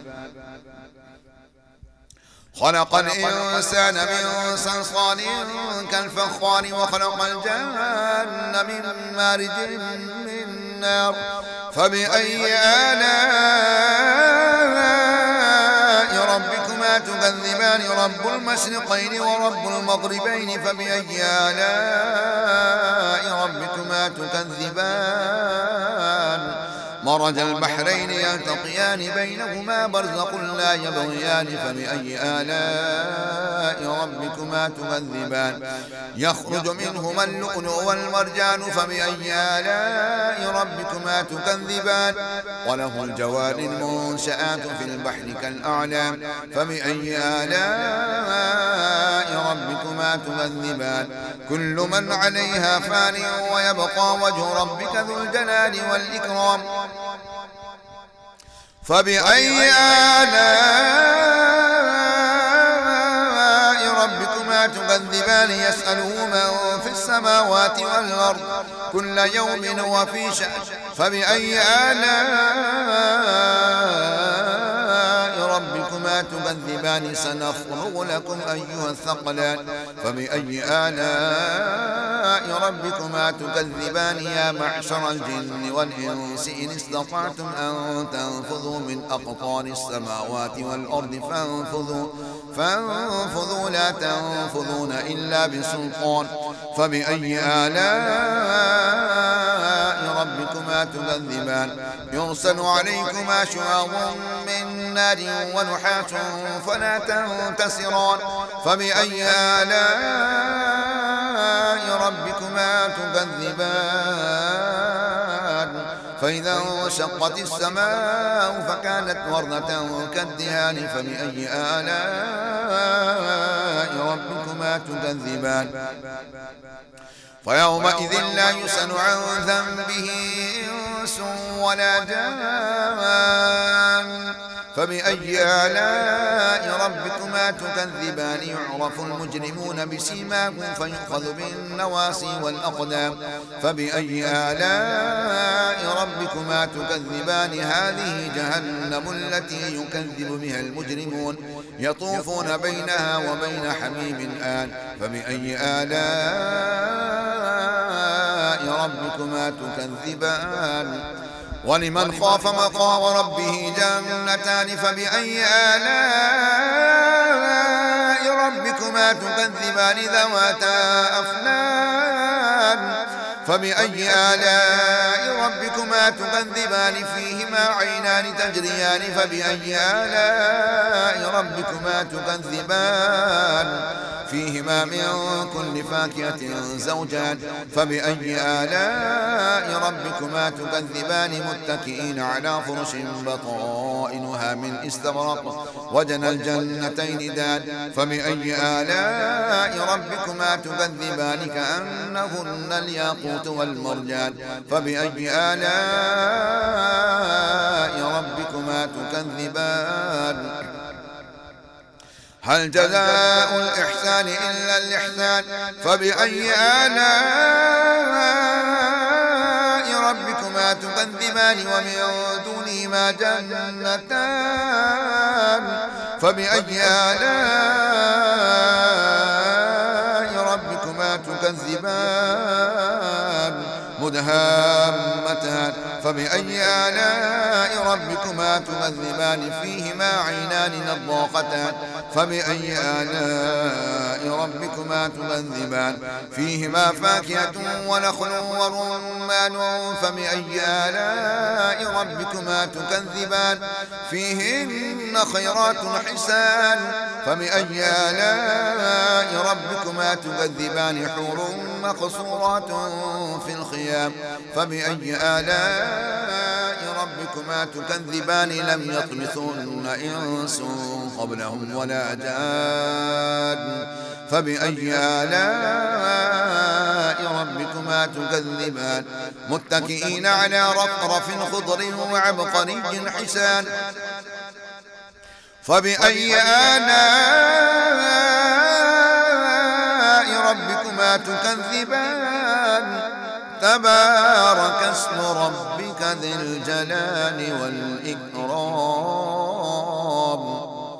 بسم الله الرحمن الرحيم إذا وقعت الواقعة ليس لوقتها كاذبة خافضة رافعة إذا رجت الأرض رجا وبست الجبال بسا فكانت هباء منبثا وكنتم أزواجا ثلاثة فأصحاب الميمنة ما أصحاب الميمنة وأصحاب المشأمة ما أصحاب المشأمة والسابقون السابقون أولئك المقربون في جنات النعيم ثلة من الأولين وقليل من الآخرين على سرر موضونة متكئين عليها متقابلين يطوف عليهم ولدان مخلدون بأكواب وأباريق وكأس من معين لا يصدعون عنها ولا ينزفون وفاكهة مما يتطيرون ولحم طير مما يشتهون وحور عين كأمثال اللؤلؤ المكنون جزاء بما كانوا يعملون لا يسمعون فيها لغوا ولا تأثيما إلا قيلا سلاما سلاما وأصحاب اليمين ما أصحاب اليمين في سدر مخدود وطلح ممدود وظل ممدود وماء مسكوب وفاكهة كثيرة لا مقطوعة ولا ممنوعة وفرش مرفوعة إنا أنشأناهن إنشاء فجعلناهن أبكارا عربا أترابا لأصحاب اليمين ثلة من الأولين وثلة من الآخرين وأصحاب الشمال ما أصحاب الشمال في سموم وحميم وظل من يحموم لا بارد ولا كريم إنهم كانوا قبل ذلك مترفين وكانوا يصرون على الحنث العظيم وكانوا يقولون إذا متنا وكنا ترابا وعظامنا إنا لمبعوثون أو آباؤنا الأولون قل إن الأولين والآخرين لمجموعون إلى ميقات يوم معلوم ثم إنكم أيها الضالون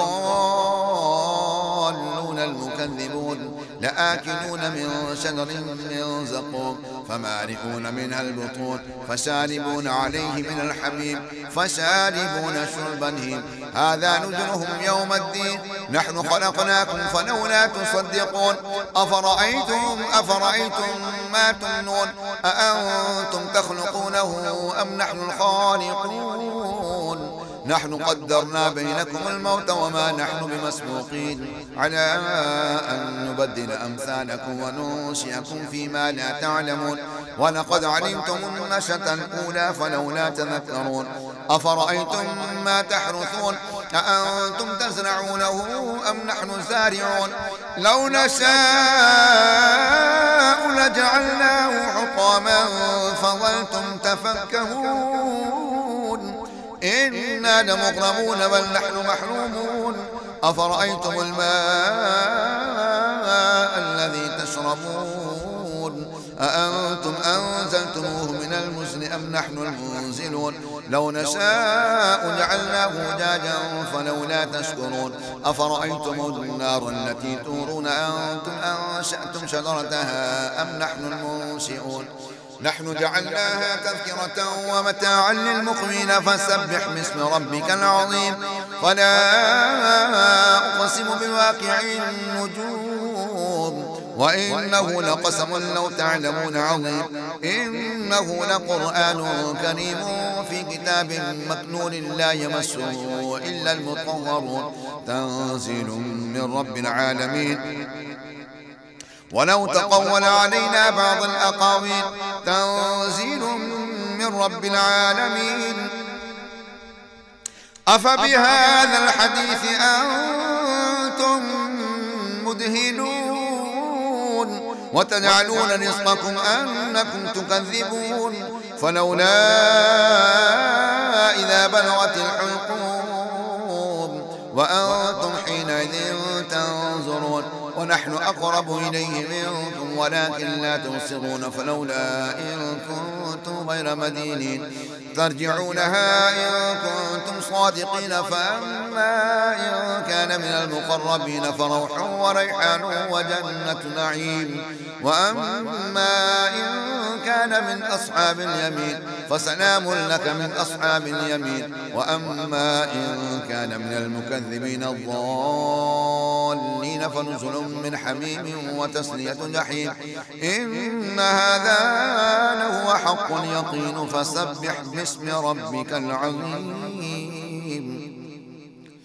بسم الله الرحمن الرحيم سبح لله ما في السماوات وما في الأرض وهو العزيز الحكيم سبح لله ما في السماوات والأرض وهو العزيز الحكيم له ملك السماوات والأرض يحيي ويميت وهو على كل شيء قدير هو الأول والآخر والظاهر والباطن وهو بكل شيء عليم هو الذي خلق السماوات والأرض في 6 أيام ثم استوى على العرش يعلم ما يلج في الأرض وما يخرج منها وما ينزل من السماء وما يعرج فيها وهو معكم أينما كنتم والله بما تعملون بصير له ملك السماوات والأرض وإلى الله ترجع الأمور يولج الليل في النهار ويولج النهار في الليل وهو عليم بذات الصدور آمنوا بالله ورسوله وأنفقوا مما جعلكم مستخلفين فيه فالذين آمنوا منكم وأنفقوا لهم أجر كبير وما لكم لا تؤمنون بالله والرسول يدعوكم لتؤمنوا بربكم وقد أخذ ميثاقكم إن كنتم مؤمنين هو الذي ينزل على عبده آيات بينات ليخرجكم من الظلمات إلى النور وإن الله بكم لرؤوف رحيم وما لكم ألا تنفقوا في سبيل الله ولله ميراث السماوات والأرض لا يستوي منكم من أنفق من قبل الفتح من بعد الفتح وقاتل لا يستوي منكم من أنفق من قبل الفتح وقاتل أولئك أعظم درجة من الذين أنفقوا من بعد وقاتلوا وكلا وعد الله الحسنى والله بما تعملون خبير من ذا الذي يقرض الله قرضا حسنا فيضاعفه له وله أجر كريم يوم ترى المؤمنين والمؤمنات يسعى نورهم بين أيديهم وبأيمانهم بشراكم اليوم جنات تجري من تحتها الأنهار خالدين فيها ذلك الفوز العظيم ذلك هو الفوز العظيم يوم يقول المنافقون والمنافقات للذين آمنوا انظرونا نقتبس من نوركم قيل ارجعوا وراءكم فالتمسوا نورا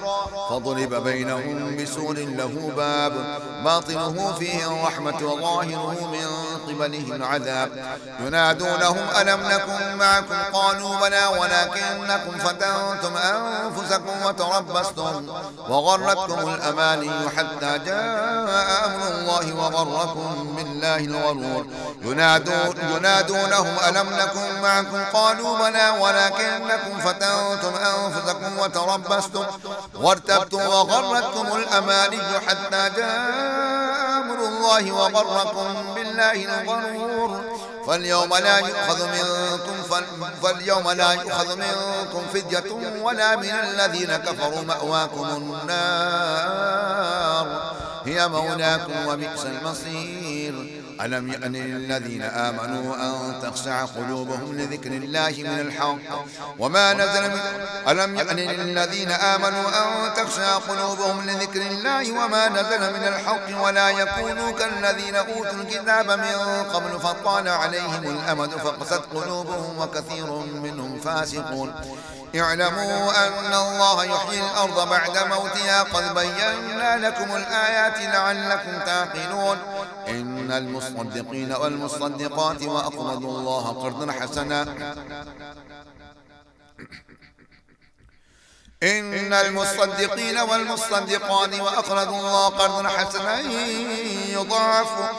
حسنا يضاعف له ولهم أجر كريم والذين آمنوا بالله ورسله أولئك هم الصديقون والشهداء عند ربهم لهم أجرهم ونورهم والذين كفروا وكذبوا بآياتنا أولئك أصحاب الجحيم اعلموا أنما الحياة الدنيا لعب ولهو وزينة وتفاخر بينكم وتكاثر في الأموال والأولاد كمثل غيث أعجب الكفار نباته ثم يهيج فتراه مصفرا ثم يكون حطاما وفي الآخرة عذاب شديد ومغفرة من الله ورضوان وما الحياة الدنيا إلا متاع الغرور سابقوا إلى مغفرة من ربكم وجنة عرضها كعرض السماء والأرض أعدت للذين آمنوا بالله ورسله ذلك فضل الله يؤتيه من يشاء والله ذو الفضل العظيم ما أصاب من مصيبة في الأرض ولا في أنفسكم إلا في كتاب من قبل أن نبرأها إن ذلك على الله يسير لكي لا تأسوا على ما فاتكم ولا تفرحوا بما آتاكم والله لا يحب كل مختار فخور للذين يبخلون ويأمرون الناس بالبخل ومن يتول فإن الله هو الغني الحميد لقد أرسلنا رسلنا بالبينات وأنزلنا معهم الكتاب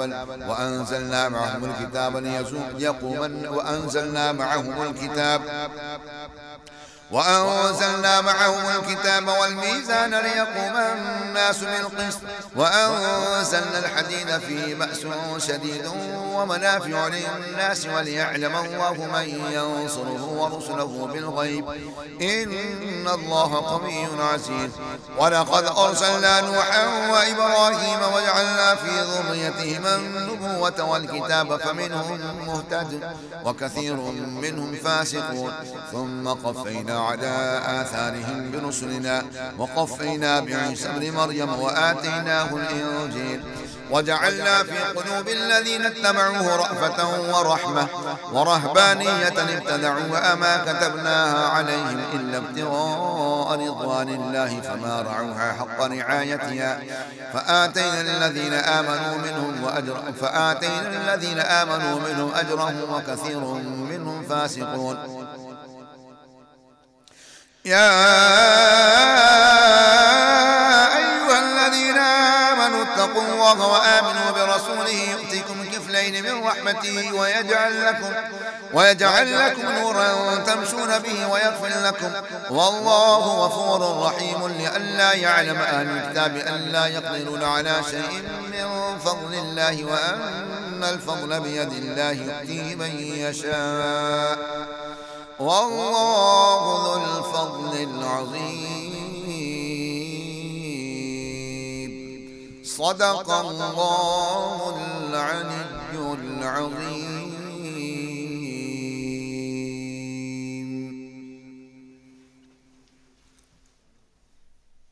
ये है नवीद रमज़ान ये है नवीद रमज़ान ये है नवीद रमज़ान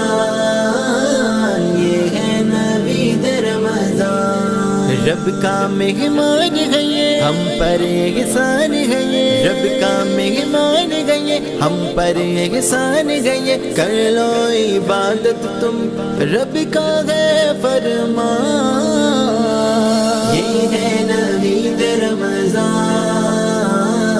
یہ ہے نوید رمضان نوید رمضان یہ ہے نوید رمضان یہ ہے نوید رمضان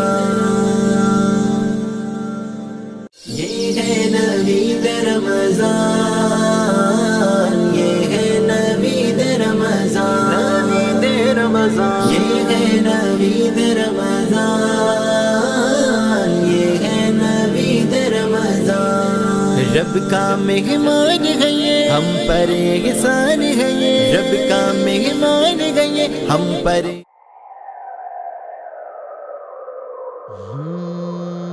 دل ہے گناہوں سے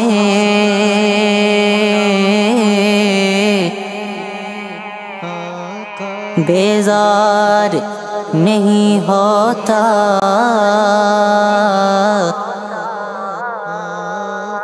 مغلوب شاہ نفس سے بدکار نہیں ہوتا گولاک کرو کوشش اصلاح نہیں ہوتی پاکیزہ گناہوں سے کردار نہیں ہوتا اے رب کے حبیبا اے میرے طبیبا اچھائی گناہوں کا بیمار نہیں ہوتا قلت حیلتی انت وسیلتی ادرکنی یا رسول اللہ ادرکنی یا رسول اللہ ادرکنی یا رسول اللہ ادرکنی یا رسول اللہ گھٹائیں غم کی چھائے دل پریشاں یا رسول اللہ تم ہی اب کچھ کرو ماہ رسالت یا رسول اللہ سفینے کے پرکھچے اور چکے ہیں زور طوفہ سے سنبھالو میں بھی ڈھونبا ہے میری جان یا رسول اللہ غلط حیلتی انت وسیلتی ادرکنی یا رسول اللہ ادرکنی یا رسول اللہ ادرکنی یا رسول اللہ ادرکنی یا رسول اللہ گناہوں کی نہیں جاتی ہے عادت یا رسول اللہ تمہیں اب کچھ کرو ماہ رسالت یا رسول اللہ میں بچنا چاہتا ہوں ہائے پھر بھی بچ نہیں سکتا گناہ کی پری ہے ایسی عادت یا رسول اللہ قلت حیلتی انت وسیلتی ادرکنی یا رسول اللہ ادرکنی یا رسول اللہ ادرکنی یا رسول اللہ ادرکنی یا رسول اللہ ہمیں ہر یار گنبد کے ٹلے قدموں میں موت آئے سلامت لے کے جائیں دین و ایمان یا رسول اللہ مجھے مرنا ہے آقا گنبد حضرا کے سائے میں وطن میں مر گیا تو کیا کروں گا یا رسول اللہ قلت حیلتی وسیلتی ادرکنی یا رسول اللہ ادرکنی یا رسول اللہ ادرکنی یا رسول اللہ ادرکنی یا رسول اللہ شہادار کو 2 گز مدینے میں زمین دیجے وہاں ہو دفن تیرا یہ ثنا خان یا رسول اللہ شہادار پر ہر آن رحمت کی نظر رکھنا کرے دن رات بس سنت کی خدمت یا رسول اللہ قلت حیلتی وسیلتی ادرکنی یا رسول اللہ ادرکنی یا رسول اللہ ادرکنی یا رسول اللہ ادرکنی یا رسول اللہ الحمد لله رب العالمين والصلاة والسلام على سيد المرسلين أما بعد فأعوذ بالله من الشيطان الرجيم بسم الله الرحمن الرحيم يا أيها الذين آمنوا ادخلوا في السلم كافة ولا تتبعوا خطوات الشيطان إنه لكم عدو مبين صدق الله العظيم إن الله ملائكته يصلون على النبي يا أيها الذين آمنوا صلوا عليه وسلموا تسليما الصلاة والسلام عليك يا سيدي يا رسول الله وعلى آلك وأصحابك يا حبيب الله. I welcome the viewers today to our 27th Iftar transmission. May Allah subhanahu wa ta'ala accept our rozas that we've kept, and whatever we have left with 2 or 3 days left, may Allah subhanahu wa ta'ala accept everything that we are ibadat that we are about to do inshallah. As we know that we are coming to an end, ہم اب آخر کی طرف آ رہے ہیں، رمضان کے آخری دنوں کی طرف آ رہے ہیں، تو ایک سوال بنتا ہے کہ ہم نے رمضان سے کیا سیکھا؟ What did we learn from Ramadan? What was the purpose of Ramadan? What was the purpose of Ramadan? Eating, drinking, laughing, Taraweeh, Quran Pak, listening to Naats, or wasting time, all of this. What was the purpose of Ramadan? What did we learn from Ramadan? What is the outcome of Ramadan? And after Ramadan, where to? What do we do after that? So انشاءاللہ ان سوالوں پہ ہم انشاءاللہ گفتگو کریں گے. تو سب سے پہلے میں اپنے جو مہمان ہیں ان کی میں انشاءاللہ انٹروڈکشن کراتا ہوں.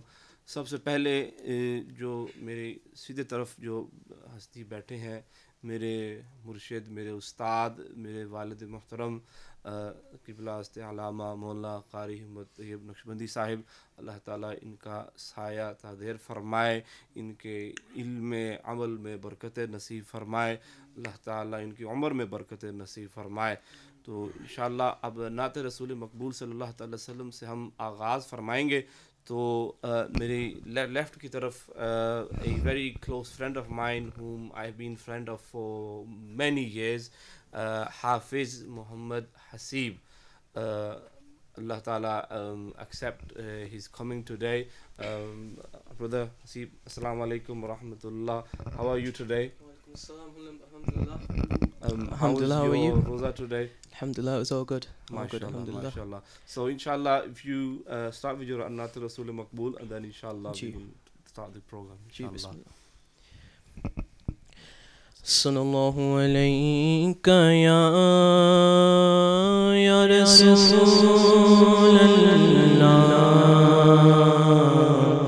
wa sallam alayka ya Habiballah. सबसे औला हमारा नबी, सबसे बाला हमारा नबी, अपने मौला का प्यारा हमारा नबी, अपने मौला का प्यारा हमारा नबी, दोनों आलम का दूल्हा हमारा नबी, सबसे औला हमारा नबी, सबसे बाला हमारा नबी। क्या खबर कितने तारे खिले छुप गए, क्या खबर कितने तारे खिले छुप गए, पर ना डूबे ना डूबा हमारा नबी, सबसे औला हमारा नबी, सबसे बाला हमारा नबी। कौन देता है देने को मुँह चाहिए, कौन देता है देने को मुँह चाहिए, देने वाला है सच्चा हमारा नबी, सबसे औला हमारा नबी, सबसे बाला हमारा नबी, जिसके तलवों का दो वन है बेहया, जिसके तलवों का दो वन है बेहयात है, वो जाने मसीहा हमारा नबी, सबसे औला हमारा नबी, सबसे बाला हमारा, खल्क से औलिया, औलिया से रुसूल, खल्क से औलिया, औलिया से रुसूल, और रसूलों से आला हमारा नबी, सबसे औला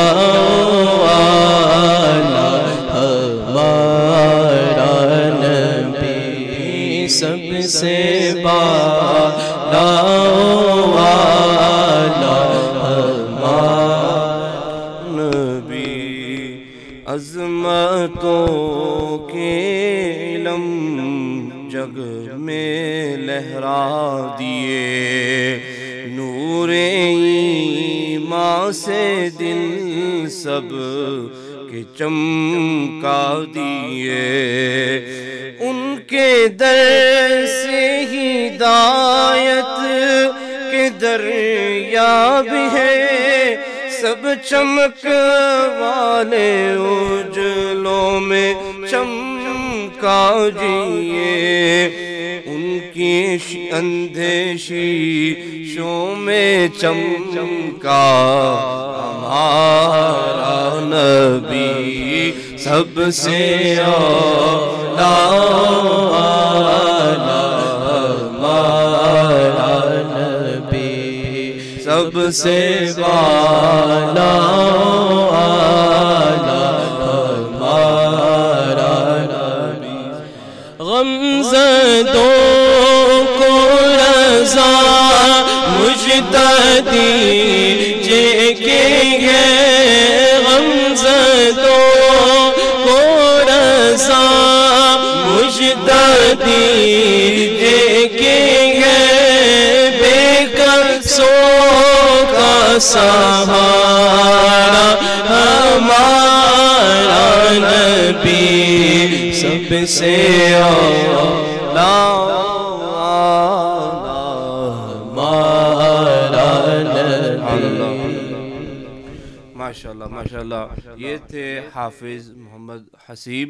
تو انشاءاللہ اب ہم اپنے مہمان خصوصی کی طرف چلتے ہیں. تو انشاءاللہ آج ہم نے رمضان مبارک کے بارے میں سیکھنا ہے کہ ہم نے اس مہینے سے کیا سیکھا اور آئندہ سال اپنے لیے ہم کیا تیاری کر سکتے ہیں. تو اللہ تعالی ہمیں علم حاصل کرنے کی توفیق عطا فرمائے. نحمدہ ونصلی ونسلم علی رسولہ الکریم اما بعد فاعوذ باللہ من الشیطان الرجیم بسم اللہ الرحمن الرحیم. سبحان اللہ. یا ایھا الذین آمنوا کتب علیکم الصیام کما کتب علی الذین من قبلکم لعلکم تتقون. سبحان اللہ. صدق اللہ العظیم. معزز سامعین و ناظرین، آج جو موضوع میزبان نے آپ کو بتایا ہے وہ یہ ہے کہ روزے سے ہمیں کیا سبق حاصل ہوا ہے. جی. تو اللہ تعالیٰ نے اس کی طرف اشارہ فرمایا ہے جو آیت مبارکہ میں نے ابھی پڑھی ہے کہ یا ایھا الذین آمنوا، اے ایمان والو، کتب علیکم الصیام، تم پر روزے فرض کیے گئے ہیں، کما کتب علی الذین من قبلکم، جیسے کہ تم سے پہلے لوگوں پر فرض کیے گئے تھے، سبحان اللہ، لعلکم تتقون. تاکہ کیوں روزے فرض کیے گئے ہیں؟ کیا مقصد ہے روزے کا؟ جی تاکہ تم تقوی اختیار کرو. جی. روزے کا مقصد گویا اللہ تعالیٰ نے سب سے بڑا جو بیان فرمایا ہے وہ ہے تقوی حاصل کرنا. جی. تقوی کا معنی ہوتا ہے اللہ کا خوف، خشیت الہی، خوف خدا جی جی حاصل کرنا. اور یہ کس طرح روزے سے پیدا ہوتا ہے؟ جی جی. خوف خدا کا روزے سے کیا تعلق ہے؟ تو بالکل سیدھی سی بات ہے کہ روزہ یہ سکھاتا ہے کہ اللہ تعالیٰ ہمیں ہر وقت دیکھ رہا ہے. سبحان اللہ. بے شک. اللہ از واچنگ اس ہاں جی. Every time, everywhere. Everywhere. تو یہ معنی ہے روزے کا کہ بندہ بھوکا ہے، پیاسا ہے، اس کا نفس بے قرار ہے کھانے کے لیے، پینے کے لیے. جی. وہ گھر میں اکیلا ہے، کوئی اس کو دیکھ نہیں رہا، اس کے بچے وہاں نہیں ہیں، اس کی بیوی وہاں نہیں ہے، اس کا فریج چیزوں سے بھرا ہوا ہے. جی. وہاں طرح طرح کے مشروبات اور معقولات پڑے ہوئے ہیں. جی. لیکن وہ کسی چیز کی طرف ہاتھ نہیں بڑھاتا. بے شک. کیوں نہیں بڑھاتا؟ جی. کیا بیوی کے ڈر سے؟ کیا بچوں کے ڈر سے؟ مخلوق کے ڈر سے؟ جی جی. نہیں، کوئی وہاں نہیں دیکھنے والا.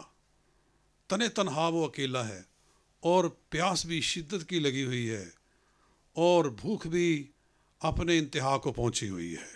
جی. لیکن پھر بھی وہ کیوں نہیں کھاتا, کیوں نہیں پیتا؟ اس لیے کہ وہ کہتا ہے کہ میرا رب مجھے دیکھ رہا ہے. بے شک. میرے بچے نہیں دیکھ رہے, میری بیوی نہیں دیکھ رہی, کوئی اور انسان یا کوئی اور مخلوق نہیں دیکھ رہی, تو میرا اللہ مجھے دیکھ رہا ہے. جی. بس یہ وہ تصور ہے جو روزے سے پیدا ہوتا ہے. سبحان اللہ. اور یہ تصور اگر ہم اپنی زندگی کا حصہ بنا لیں تو پھر انسان کسی بھی گناہ کے قریب نہیں جا سکتا. بے شک, بے شک. کیونکہ ہم گناہ جو ہے وہ لوگوں سے چھپ کر کرتے ہیں, اور یہ نہیں ہمیں یاد رہتا کہ میرا رب مجھے دیکھ رہا ہے. وہ حدیث پاک میں آتا ہے کہ وہ جن 3 آدمیوں نے سفر کیا جی جی, اور پھر رستے میں بارش آ گئی اور وہ ایک غار میں جا کر بیٹھ گئے, غار بند ہو گیا. غار بند ہو گئی. یہ بخاری شریف کے اندر حدیث آتی ہے. جی جی جی. تو پھر کہنے لگے کہ دعائیں کرو جی جی, کہ شاید دعاؤں سے اللہ کرم کرے. ہاں جی. تو 3 آدمی تھے نا, ہر ایک نے اپنی اپنی دعا کی تھی. جی جی جی. ان میں سے ایک آدمی وہ بھی تھا کہ جس نے کہا کہ میرا باغ تھا, میری چچا زاد ایک لڑکی, میرے چچے کی بیٹی, وہ باغ میں آئی اور اس نے مجھ سے کھانا مانگا, پھل مانگا, تو میں نے اس سے برائی کا تقاضا کیا. تو میں نے جب اس سے برائی کی خواہش کی تو اس نے کہا کہ اللہ دیکھ رہا ہے, اللہ سے ڈرو کہ اللہ ہمیں دیکھ رہا ہے. تو بس اسی بات پر مجھے شرم آ گئی کہ میرا اللہ دیکھ رہا ہے, اور میں نے گناہ سے ہاتھ کھینچ لیا. سبحان اللہ, سبحان اللہ. تو اس کی دعا بھی کارگر ہوئی. ہاں جی. اور پتھر ہٹ گیا. جی جی. اور اس میں سے ہوا آنا شروع ہو گئی اور اس میں سے روشنی آنے شروع ہو گئی.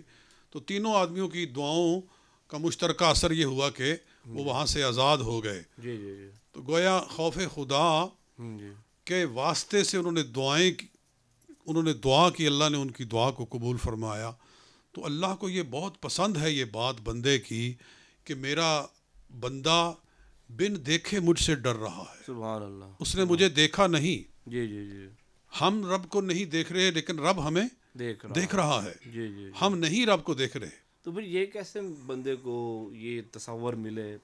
رمضان شریف میں تو پتہ میں نے روزہ رکھا ہے, اب رمضان جاتا ہے تو وہ تصور ختم ہو جاتا ہے. بس یہی تو چیز ہے.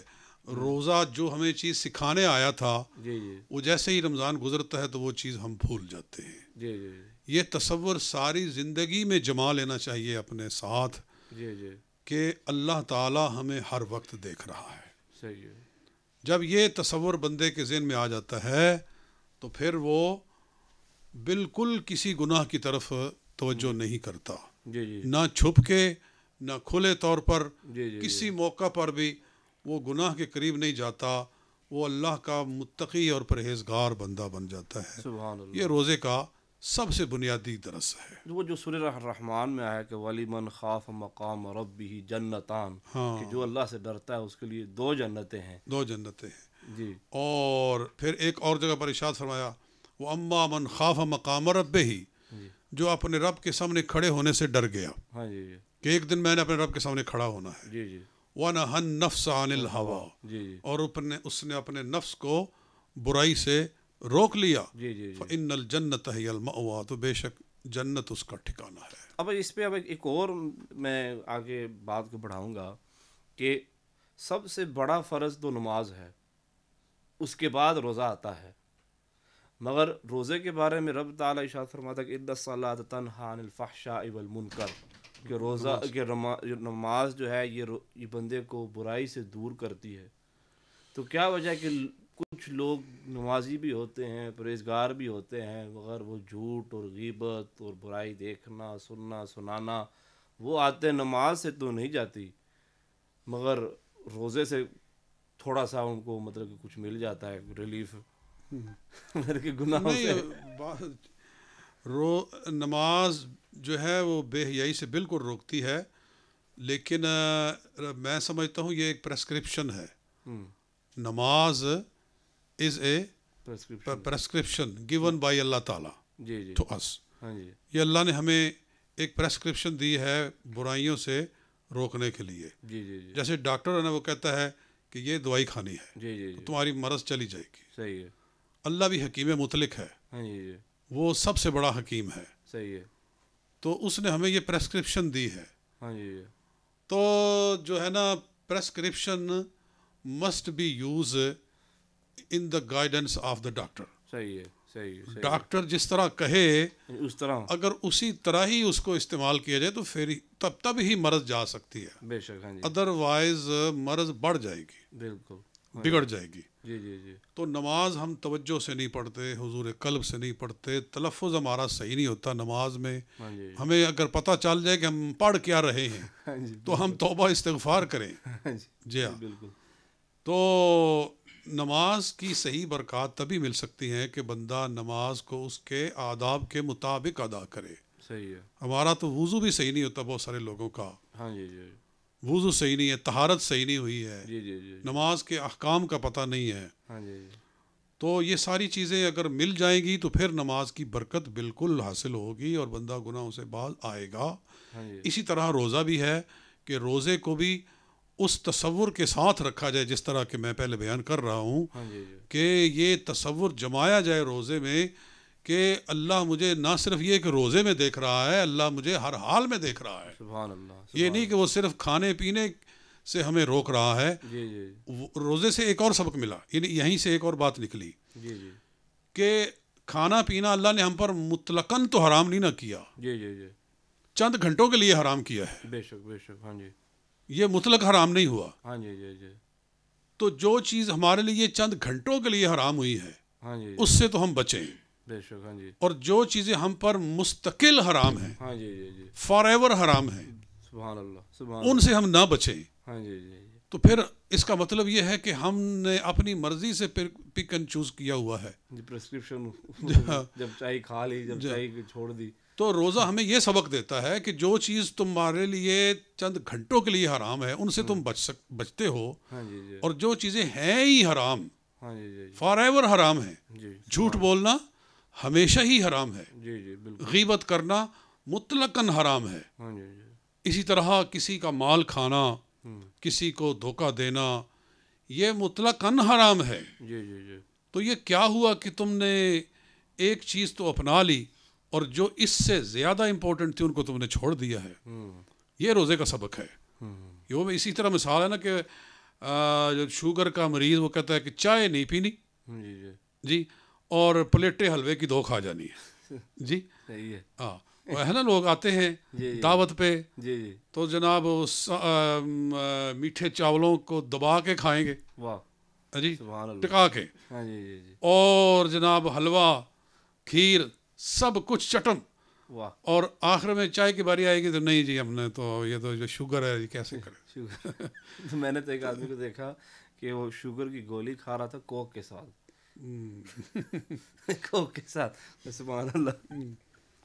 تو یہ وہی چیز ہو گئی ہاں جی کہ ہم روزہ رکھ کے جھوٹ بول رہے ہیں, جی ہم روزہ رکھ کے غیبت کر رہے ہیں, صحیح ہم روزہ رکھ کے بد نگاہی کر رہے ہیں. جی جی جی بس اللہ تعالی ہمیں معاف فرمائے. ہاں جی جی اور یہ رمضان کا اختتام ہے, ہمیں اللہ سے دعا کرنی چاہیے آمین. کہ ہم اللہ کے عاجز بندے ہیں کہ نفس و شیطان ہمارے ساتھ لگے ہوئے ہیں, جی جی وہ ہمیں برائیوں پر اکساتے ہیں, ہم سے وہ برے الفاظ بولے جاتے ہیں روزہ رکھ کے, ہماری نگاہ بہک جاتی ہے, ہماری زبان بہک جاتی ہے.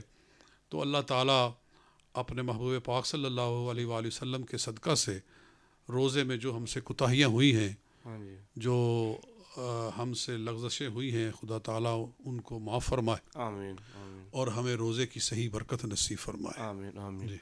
تو ناظرین اب ہم اپنے نعت رسول مقبول صلی اللہ تعالی وسلم کی طرف جاتے ہیں. حافظ محمد حسیب جی. لجپال نبی میرے در دادی دوا دینا, لجپال نبی میرے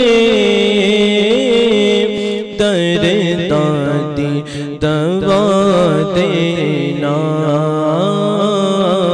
جدو وقت نہ نظر آوے جدو وقت نظر آوے دامن دی ہوا دینا میں نعت تیری پڑھنا میں ذکر تیرا کرنا میں نعت تیری پڑھنا میں ذکر تیرا کرنا میں نعت تیری پڑھنا میں ذکر تیرا کرنا اس ذکر دی برکت نال اس ذکر دی برکت نال میری قبر بسا دینا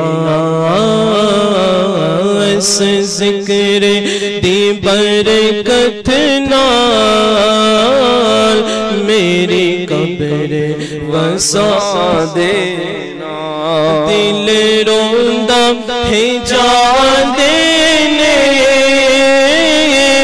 جدو لوگی مدینے نو دل روندا ہے جان دینے جدو لوگی مدینے نو دل روندا ہے جان دینے جدو لوگی مدینے نو ہن سانو بیا آقا ہن سانو بیا آقا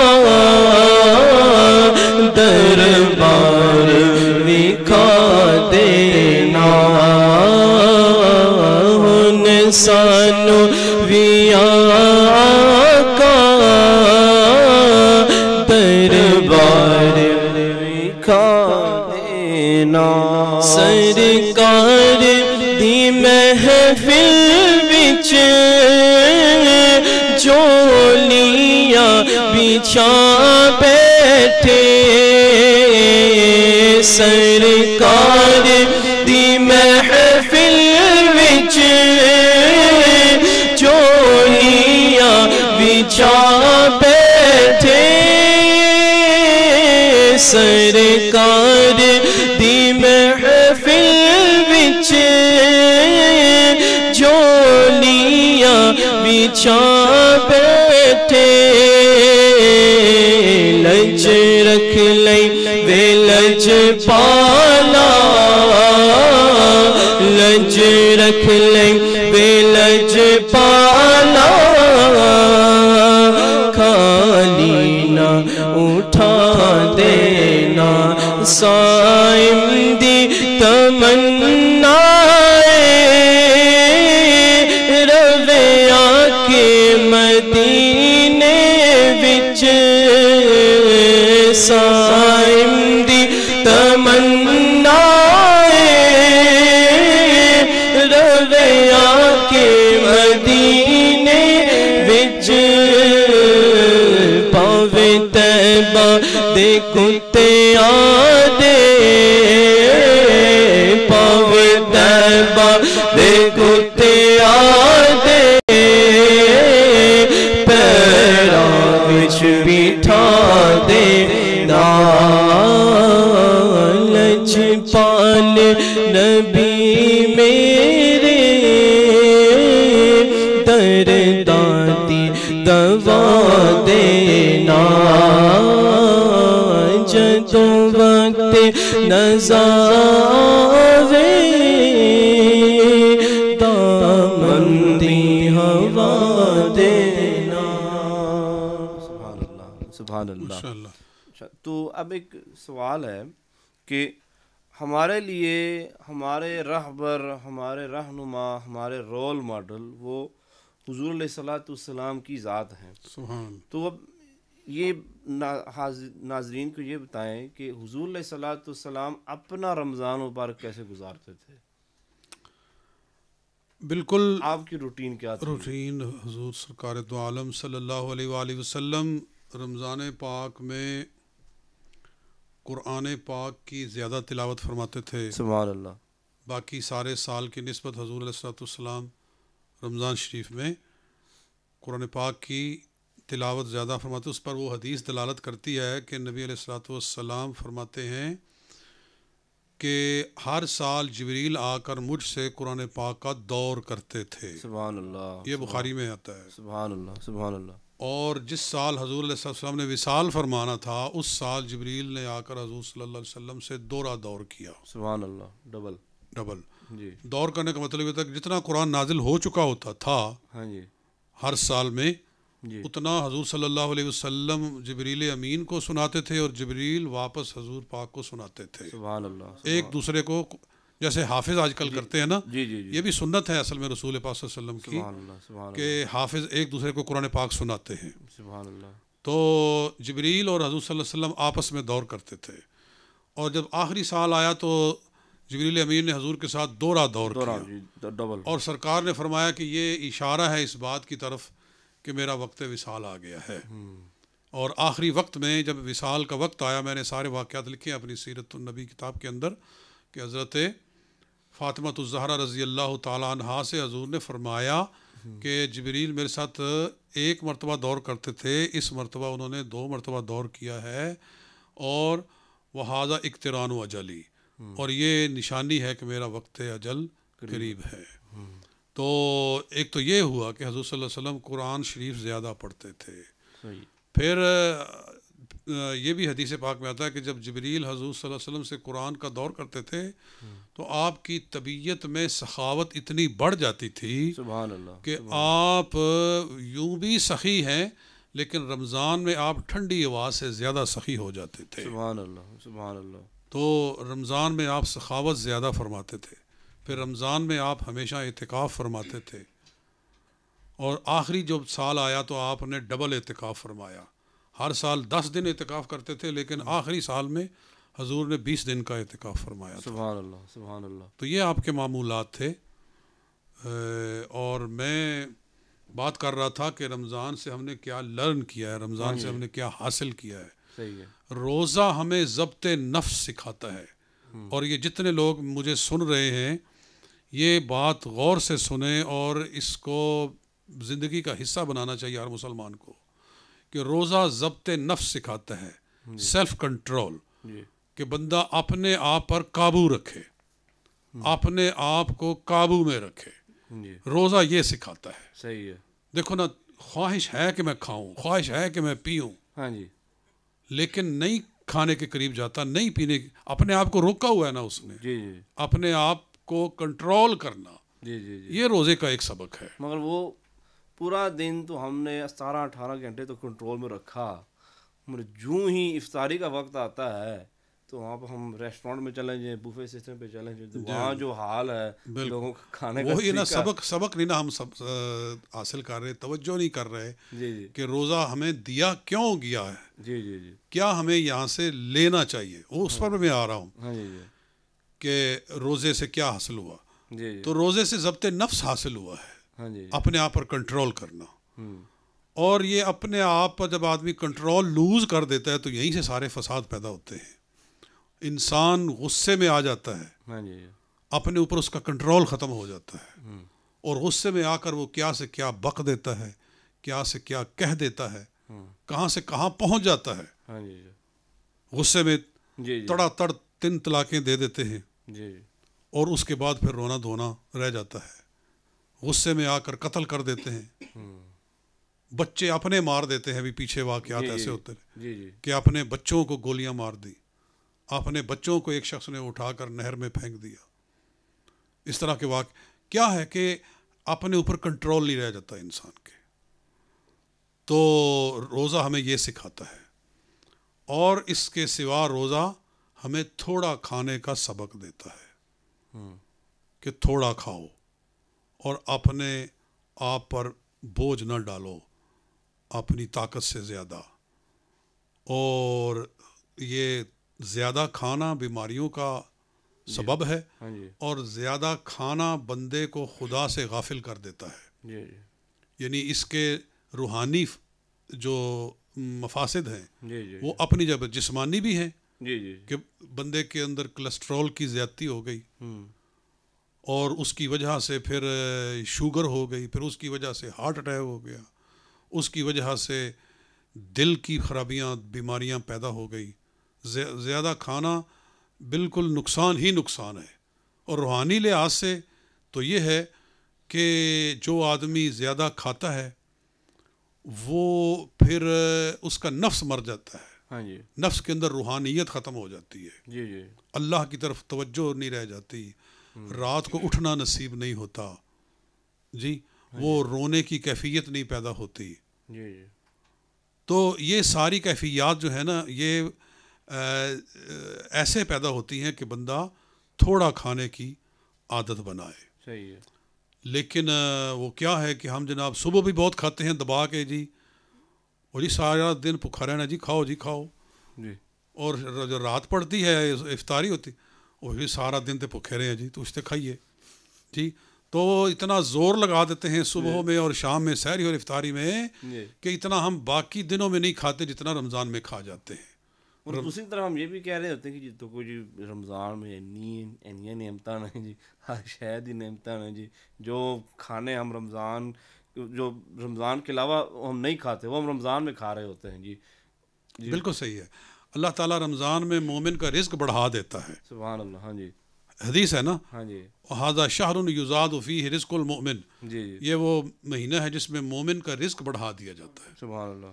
اور یہ بھی ہمارے لیے امتحان ہوتا ہے. ہاں جی جی, کہ روکیے, جی ہاتھ کو روکیے, یہی تو امتحان ہے کہ اللہ تعالیٰ رزق بڑھا کے یہ بھی بندے کا امتحان لیتا ہے کہ رزق بڑھایا ہے تو امتحان ہے کہ تم جانوروں کی طرح رزق پہ ٹوٹ پڑتے ہو یا انسان ہی رہتے ہو جی.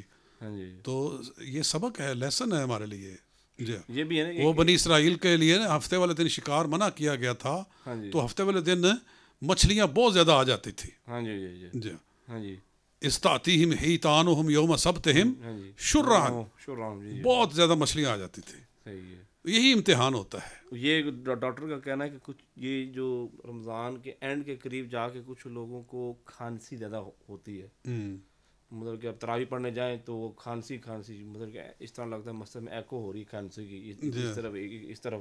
اس کی وجہ یہ ہے کہ پورا مہینہ پکوڑے کھا کے تو رمضان کے اینڈ پہ وہ پورا گلے میں وہ تیل کی جو ہے نا وہ پھنس جاتی تیل. بالکل صحیح ہے. وہ پھر تراویح میں جاتے ہیں تو وہ کھانسی. بالکل, یہ بالکل صحیح ہے. یعنی ایک یہ بھی مصیبت ہے کہ تلی چیزیں ہم رمضان میں زیادہ کھاتے ہیں. ہاں جی, تیل میں بھیگی ہوئی چیزیں زیادہ کھاتے ہیں. جی جی, اور کہتے ہیں کہ جی پروٹھا نہ کھائیں تو سحری تو ہوئی ہی نہیں ہے جی. پروٹھا سے پکوڑا نہ کھائیں تو افطاری نہیں ہوئی, سموسہ نہ کھائیں. تو یہ ساری چیزیں تلی ہوئی چیزیں جو ہوتی ہیں یہ تو خام موٹاپا پیدا کرتی ہیں. جی جی جی, خشک کھاؤ چیزیں اور تلی ہوئی چیزوں سے پرہیز کرو, خاص کر برطانیہ میں کہ جہاں ہمیں پیدل چلنا ہی نہیں ملتا. پیدل چلنا نہیں ہے, ایکسرسائز کرنی نہیں ہے, اور پسینہ یہاں آتا ہی نہیں ہے. تو پھر یہ سارا جتنا ہم کھاتے ہیں یہ سارا ہمارے اوپر بوجھ ہی بنے گا نا, بیماریاں پیدا ہوں گی. صحیح ہے. تو روزے سے یہ ساری چیزیں ہمیں حاصل ہوتی ہیں, ہمیں ان کی طرف توجہ کرنا چاہیے.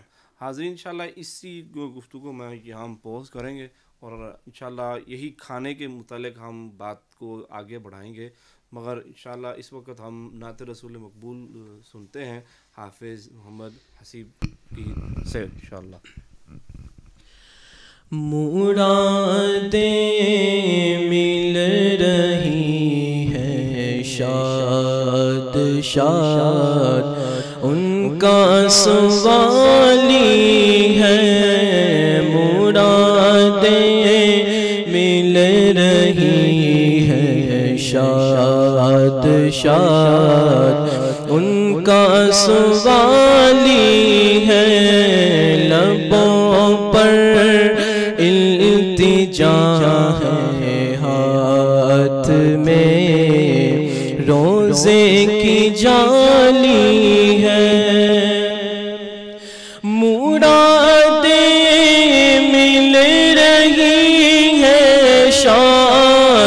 شاد ان کا سوالی ہے مرادیں مل رہی ہے شاد شاد ان کا سوالی ہے لبوں پر التجا ہے ہاتھ میں روزے کی جالی ہے لبوں پر التجا ہے ہاتھ میں روزے کی جالی ہے تیری صورت تیری سیرت زمانے سے نرالی ہے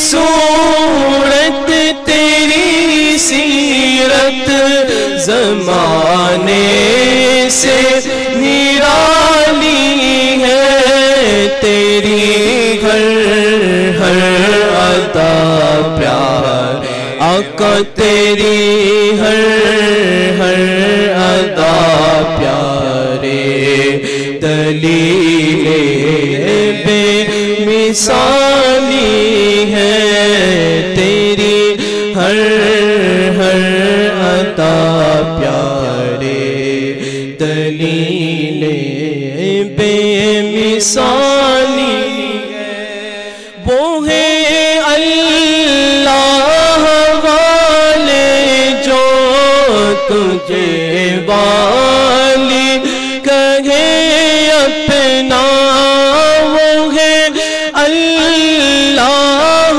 والے جو تجھے والی کہے اپنا کہ تو اللہ والا ہے تیرا اللہ والی ہے کہ تو اللہ والا ہے تیرا اللہ والی تمہارے در تمہارے آستان سے میں کہاں جاؤں تمہارے در تمہارے آستان سے میں کہاں جاؤں نہ مجھ سا کوئی بے کس ہے آقا نہ مجھ سا کوئی بے کس ہے نہ تم سا کوئی والی ہے نہ مجھ سا کوئی بے کس ہے نہ تم سا کوئی والی حسن کا درد و دکھ موقوف فرما کر بحالی دو حسن کا درد و دکھ موقوف فرما کر بحالی دو تمہارے ہاتھ میں دنیا کی موقوفی بحالی ہے تمہارے ہاتھ میں دنیا کی موقوفی بحالی ہے مرادیں مل رہی ہے شاد شاد کا سوالی ہے، لبوں پر التجا ہے، ہاتھ میں روزے کی جالی ہے. MashaAllah, this was Hafiz Haseeb صاحب نے دعا کے لیے کہا ہے کہ ان کو کافی عرصہ ہو گیا ہے کمر کی درد نہیں جا رہی، تو ان کے لیے دعا اللہ تعالیٰ نے شفا عطا فرمائے. تو یہ جو کمر کی درد، اس کے حوالے سے کچھ بتا دیں، اس کا علاج، اس کا کوئی سنت سے کوئی ثابت ہو؟ نہیں، جو فزیکل ٹریٹمنٹ تو پھر کوئی ڈاکٹر ہی بتائے گا. جی جی. لیکن یہ ہے کہ جس جگہ پر درد ہو ہاں جی، وہاں ہاتھ رکھ کے اول آخر درود شریف پڑھ کے ہاں جی جی، سورہ فاتحہ پڑھنی چاہیے ہاں جی 3 دفعہ. صحیح ہے. اور ایک دعا ہے اذهب البأس رب الناس واشفی انت الشافی لا شفاء الا شفاؤک شفاء لا یغادر سقما. ہاں جی یہ حدیث پاک میں آئی ہے، یہ پڑھی جائے تو اللہ تعالیٰ کرم فرماتا ہے. صحیح یہ ہے. یاد نہیں ہے تو سورہ فاتحہ جتنا زیادہ پڑھ سکتے ہو پڑھ لو سبحان اللہ انشاءاللہ. سبحان اللہ. تو باقی جو میں گفتگو کر رہا تھا ہاں جی جی، کہ روزے سے ہمیں کیا فوائد حاصل ہوتے ہیں اور روزے سے ہمیں کیا سبق ملتا ہے، میں اس پہ تھوڑی سی بات کو مزید آگے لے کر جاتا ہوں کہ ہمیں چاہیے کہ رمضان گزرے تو ہم کچھ بدلے ہوئے ہوں. یعنی رمضان کے گزرنے کے بعد اگر ہم بالکل اسی طرح کے ہوئے جس طرح کے ہم پہلے تھے، رمضان آیا، رمضان چلا گیا اور ہم رمضان سے کچھ حاصل نہ کر سکے، رمضان سے کچھ ہمیں ملا نہیں، ہمارے اندر کوئی چینجنگ نہیں آئی، کوئی تبدیلی نہیں آئی، تو پھر ہم بالکل وہی رہے نا. رمضان سے پہلے بھی بے نماز، رمضان کے بعد بھی بے نماز، رمضان سے پہلے بھی وہی غیبتیں، وہی جھوٹ، وہی دھوکے، وہی فراڈ، وہی بے ایمانیاں جو ہم رمضان سے پہلے کرتے تھے وہ رمضان کے بعد بھی ہم کر رہے ہیں. تو پھر اس کا مطلب ہے کہ رمضان آیا، ہمارے سر کے اوپر سے گزر گیا اور پورا مہینہ روزہ رکھنے کے باوجود بھی ہمارے اندر کوئی تبدیلی نہیں آئی. تو یہ ہمیں اپنے نفس کا محاسبہ، اپنے آپ کی اسیسمنٹ کرنی چاہیے کہ رمضان کے اندر ہم نے اپنے اندر کیا انقلاب پیدا کیا ہے. یہ بہت ضروری چیز ہے. رمضان کا اختتام ہے، روزے جا رہے ہیں، تو اگر ہم اپنے اندر کوئی بہتری نہیں لائے پہلے سے، تو پھر ہم نے یہ ساری ایکسرسائز جو کی ہے، بھوکے پیاسے رہے ہیں، تو پھر ہم نے کچھ کمایا نہیں بلکہ گنوایا ہے. بھوکے رہے ہیں، پیاسے رہے ہیں.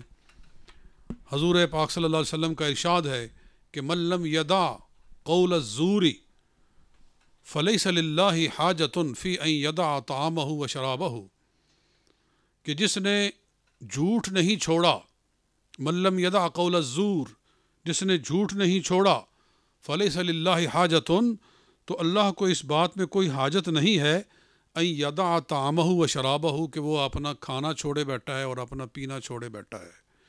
اگر یہ اس نے اصل چیز نہیں چھوڑی ہے جو مستقل حرام ہے، جیسے میں پہلے کہہ رہا تھا کہ جو چیزیں مستقل حرام ہیں اگر ہم وہ نہ چھوڑیں تو پھر چند گھنٹے کی آب و طعام کے چھوڑنے سے کیا حاصل ہوا. تو اس بات پہ غور کرنا چاہیے.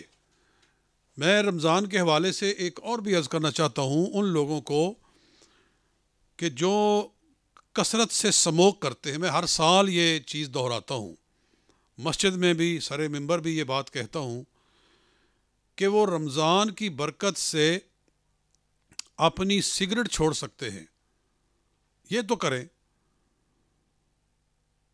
اور پورا مہینہ ہم نے 18 گھنٹے سگریٹ کو چھوڑا، تو 5-6 گھنٹے جو باقی رہ گئے اگر وہ بھی چھوڑ دیں تو اس لعنت سے ہماری جان چھوٹ سکتی ہے. یہ ایک بیماری ہے، یہ ایک اللہ کی طرف سے ایک پکڑ ہے. اور سموک کرنے والا آدمی پورے معاشرے کو خراب کر رہا ہے.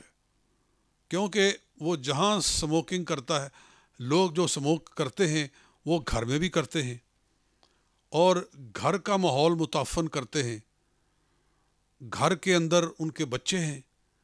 اور بلکہ میں نے ایک ڈاکومنٹری دیکھی تھی کہ باقاعدہ دکھایا گیا کہ ایک شخص گھر میں سموک کر رہا ہے اور اس کا بچہ جو ہے چھوٹا بیبی، وہ اس کے اندر بھی دھواں جا رہا ہے اور پھر دھواں اس کے سانس سے واپس بھی آ رہا ہے. اور انہوں نے دکھایا، یعنی ایک کلوز سرکٹ کے اندر کوئی ایسا انہوں نے کوئی مائکروسکوپ لگا کے دکھایا کہ واقعتاً اس بچے کے اندر بھی دھواں جا رہا ہے اور دھواں اس کے پھیپھڑوں سے ہو کر باہر بھی آ رہا ہے. تو وہ گویا کہ وہ ان بچے کے اندر بھی سموک ہو رہا ہوتا ہے. تو ہم اپنی اولاد کے اوپر بھی رحم نہیں کرتے. تو رمضان المبارک کے اندر روزے سے ہمیں جو اسباق ملتے ہیں ان میں سے میں آخر کے اندر سموک کے اوپر بھی زور دے رہا ہوں کہ خدا کے لیے اس کو چھوڑ دیجئے. اور یہ سب لوگوں کو ایذا دینا ہے. اور رب تعالیٰ فرماتا ہے کہ احسان کرو. کس کے ساتھ؟ فرمایا احسان کرو پڑوسی کے ساتھ. جیسے وہ 5ویں سپارے کے اندر آتا ہے کہ ذی القربى والیتامى والمساکین وابن السبیل والجاری، کہ یتیموں کے ساتھ، مسکینوں کے ساتھ احسان کرو. والجاری، پڑوسی کے ساتھ احسان کرو. والجاری ذی القربى، اور جو تمہارا قریبی رشتہ دار ہے اس کے ساتھ. والجار الجنوبی، اور جو پڑوسی ہے اور اجنبی اس سے بھی. والصاحب بالجنبی، اس چیز کے اوپر میں زور دینا چاہ رہا تھا. والصاحب بالجنبی، اور جو تمہارے پہلو میں بیٹھا ہوا ہے اس کے ساتھ بھی احسان کرو. تمہارے پہلو میں جو بیٹھا ہوا ہے، تو جو تمہارا ہمنشیں ہے اس کے اوپر بھی احسان کرو. یعنی اپنی گفتگو سے اور اپنی حرکتوں سے اپنے پاس اور اپنے ساتھ بیٹھے ہوئے لوگوں کو ایذا نہ دو. تو جو لوگ سموک کرتے ہیں وہ اپنے پاس بیٹھے ہوئے لوگوں کو ایذا دیتے ہیں، اور اللہ تعالیٰ اس سے ہمیں قرآن پاک میں منع فرما رہا ہے کہ اپنے پاس بیٹھے ہوئوں کو تکلیف نہ پہنچاؤ. تو رمضان شریف کے اندر ہم یہ سبق بھی حاصل کر سکتے ہیں. اور اسی طرح روزے کے جو اسباق ہیں، اصل چیز تو یہ ہے کہ ہم اللہ کا خوف اپنے دل کے اندر لائیں، اور پھر یہ ہے کہ روزے کے ساتھ ہم کم خوری کی عادت اپنائیں، تھوڑا کھانے کی عادت اپنائیں. اور تھوڑا کھانا، نبی اکرم صلی اللہ علیہ وآلہ وسلم اکثر روزہ رکھتے تھے. ہاں ایک بات یاد آ گئی کہ ہمیں روزہ رکھنے کی بھی عادت ڈالنی چاہیے. یہ پورا مہینہ روزہ رکھ کے ہمیں یہ بھی لیسن دیا گیا ہے کہ ہمیں روزے کی عادت ڈالنی چاہیے. اور سرکار صلی اللہ علیہ وآلہ وسلم ہر مہینے میں روزے رکھتے تھے. ایک تو آپ 13, 14, 15 کا روزہ رکھتے تھے، یعنی ہر مہینے کا 13 اور 14, 15. اور اس کے اندر ایک بڑا فلسفہ ہے، بڑا راز ہے کہ ہر نیکی اللہ کے نزدیک 10 نیکیوں کے برابر ہے. من جاء بالحسنۃ فلہ عشر امثالھا. جو آدمی ایک نیکی کرتا ہے اللہ تعالیٰ اسے کم از کم 10 نیکیوں کا ثواب دیتا ہے. اور جو آدمی ہر مہینے میں 3 روزے رکھ لے تو گویا اسے 30 روزوں کا ثواب ہو گیا. تو اس کا معنی یہ ہوا کہ اس نے سارا مہینہ ہی روزہ رکھا ہے. تو جو آدمی ہر مہینے میں 3 روزے رکھتا چلا جائے وہ ایسے ہے جیسے اس نے زندگی بھر ہی روزہ رکھا ہے. تو حضور صلی اللہ علیہ وسلم 13, 14 اور 15 کا روزہ رکھتے تھے. اسی طرح آقا دو جہاں صلی اللہ علیہ وآلہ وسلم پیر کا روزہ رکھتے تھے ہر پیر کو، اور جمعرات کا روزہ رکھتے تھے. تو اس طرح سے آپ روزے رکھتے ہی رہتے تھے. اور پھر رمضان کے بعد آپ شوال کے 6 روزے رکھتے تھے. شوال یعنی جو نیکسٹ منتھ آ رہا ہے اس کے اندر بھی 6 روزے رکھنا یہ سنت ہے آقا کریم صلی اللہ علیہ وآلہ وسلم کی. اور علماء فرماتے ہیں اس کے اندر بھی یہی راز ہے کہ اگر 6 روزے ساتھ میں لگا دیے جائیں تو 30 دن یہ اور 6 وہ، یہ ہو گئے 36، اور 36 کو 10 سے ضرب دی جائے تو وہ بن جاتا ہے 360، اور یہ ٹوٹل دن ہیں ایک سال کے۔ انگریزی سال کے 365 ہوتے ہیں، لیکن اسلامی سال کے اس سے 10 کم ہوتے ہیں۔ اسلامی سال کے جو دن ہوتے ہیں وہ 355 ہوتے ہیں۔ تو گویا کہ ہم نے اگر 6 روزے یہ لگا لیے ساتھ میں تو یہ 36 روزے ہم نے رکھ لیے، تو ہم نے ایسے کیا کہ جیسے ہم نے 360 روزے رکھے ہیں، یعنی اسلامی سال سے بھی زیادہ روزے رکھ لیے ہیں۔ تو یہ بھی ہمیں عادت ڈالنی چاہیے، اور روزہ بندے کو اللہ سے بہت قریب کرتا ہے۔ اس لیے حضور صلی اللہ علیہ وسلم نے فرمایا نا، الصوم جنتن، کہ روزہ ڈھال ہے۔ روزہ ڈھال ہے۔ ڈھال کا مطلب یہ ہے کہ جیسے ڈھال بندے کو بچاتی ہے دشمن کے حملے سے۔ اس زمانے میں جب کہ قرآن نازل ہوا، حضور صلی اللہ علیہ وسلم کا جو زمانہ تھا، اس زمانے میں جو جنگیں ہوتی تھیں تو ان میں ڈھالوں کو استعمال کیا جاتا تھا۔ ایک لوہے کی ڈھال ہم پکڑ لیتے تھے، مجاہدین ہاتھوں میں پکڑ لیتے تھے کہ دشمن کا تیر آئے، دشمن کی تلوار آئے، دشمن نیزہ مارے، دشمن بھالا پھینکے، تو بہرحال ڈھال بندے کی اس کو دشمن کے حملوں سے بچاتی تھی۔ اسی طرح روزہ بھی انسان کو شیطان کے حملوں سے بچاتا ہے، یعنی شیطان ہمیں برائی کی طرف کھینچتا ہے، شیطان ہم پر حملہ آور ہوتا ہے، وسوسوں کے تیر چلاتا ہے ہمارے اوپر، ہم پر برائی کی رغبت کے وار کرتا ہے، اور روزہ انسان کے اندر ایسی قوت پیدا کر دیتا ہے، روزہ انسان کے اندر ایسی ابیلٹی پیدا کر دیتا ہے، ایسی قابلیت اور ایسی صلاحیت اور استعداد پیدا کر دیتا ہے روزہ، کہ نفس کے اور شیطان کے حملے خطا جاتے ہیں، اور بندہ نہیں قریب جاتا گناہ کے۔ جب روزہ رکھا ہوتا ہے اس نے تو وہ پھر برائی نہیں دیکھتا، برے لوگوں کی صحبت سے دور بھاگتا ہے، اور نیکی کی طرف اس کی رغبت ہو جاتی ہے۔ آپ دیکھتے ہیں رمضان میں لوگ مسجدوں میں آنا شروع ہو گئے، آباد ہو گئی مسجدیں، کیوں کہ روزے نے نفس کے اندر ایک ایسی نورانیت پیدا کر دی کہ بندے کا نفس ہی نورانی ہو گیا، اور وہ شیطان سے دور ہو گیا۔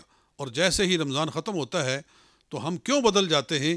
اس لیے کہ وہ ڈھال ہمارے پاس نہ رہ گئی کہ جس ڈھال کے ساتھ ہم نفس و شیطان کے حملوں سے بچ رہے تھے۔ تو اسی لیے حضور صلی اللہ علیہ وسلم نے روزے کو ڈھال قرار دیا ہے، اور یہ ڈھال ہمیں سارا سال استعمال کرتی رہنی چاہیے۔ یعنی یہ تو فرض روزے ہیں، اور فرض روزے تو فرض ہیں، یہ بات بھی آ گئی۔ میں آخر میں کر کے تو اپنے مضمون کو مختصر کرتا ہوں، پھر آپ مناجات سنیں، کہ جو فرض ہے وہ تو مثل قرض ہے، وہ تو نہیں پورا کریں گے تو مار پڑے گی، سزا ملے گی، عذاب ہوگا، لیکن قرب الہی نوافل سے حاصل ہوتا ہے۔ اصل جو قرب ہے وہ تو نفل سے حاصل ہوتا ہے۔ تو میں انہی الفاظ پہ اکتفا کرتا ہوں۔ جو کچھ میں نے کہا مولا پاک اس کو قبول و منظور فرمائے، وما علینا الا البلاغ۔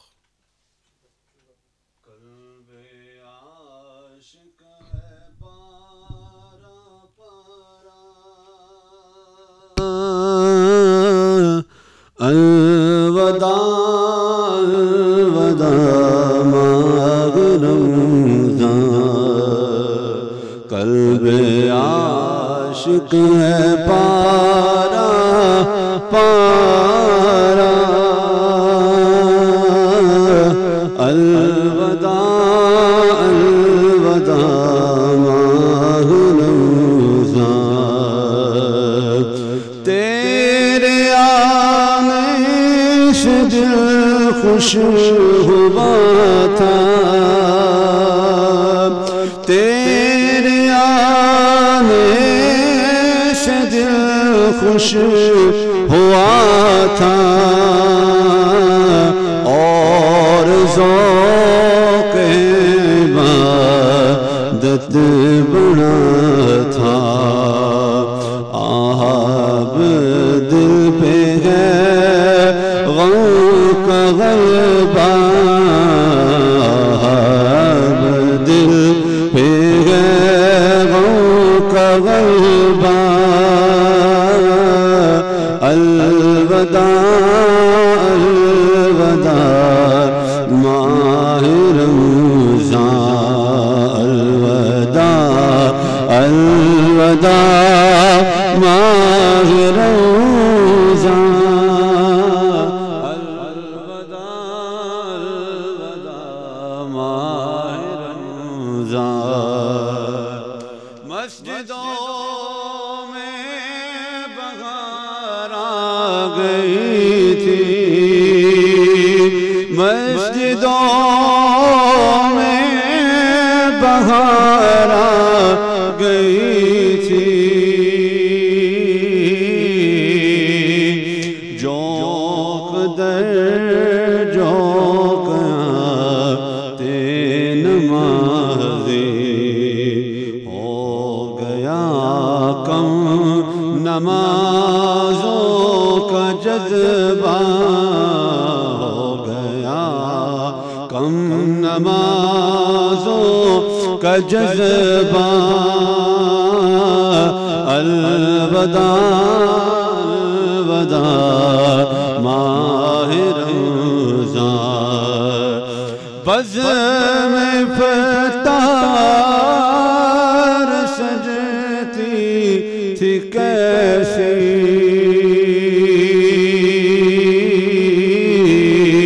خوب سحری کی رونق بھی ہوتی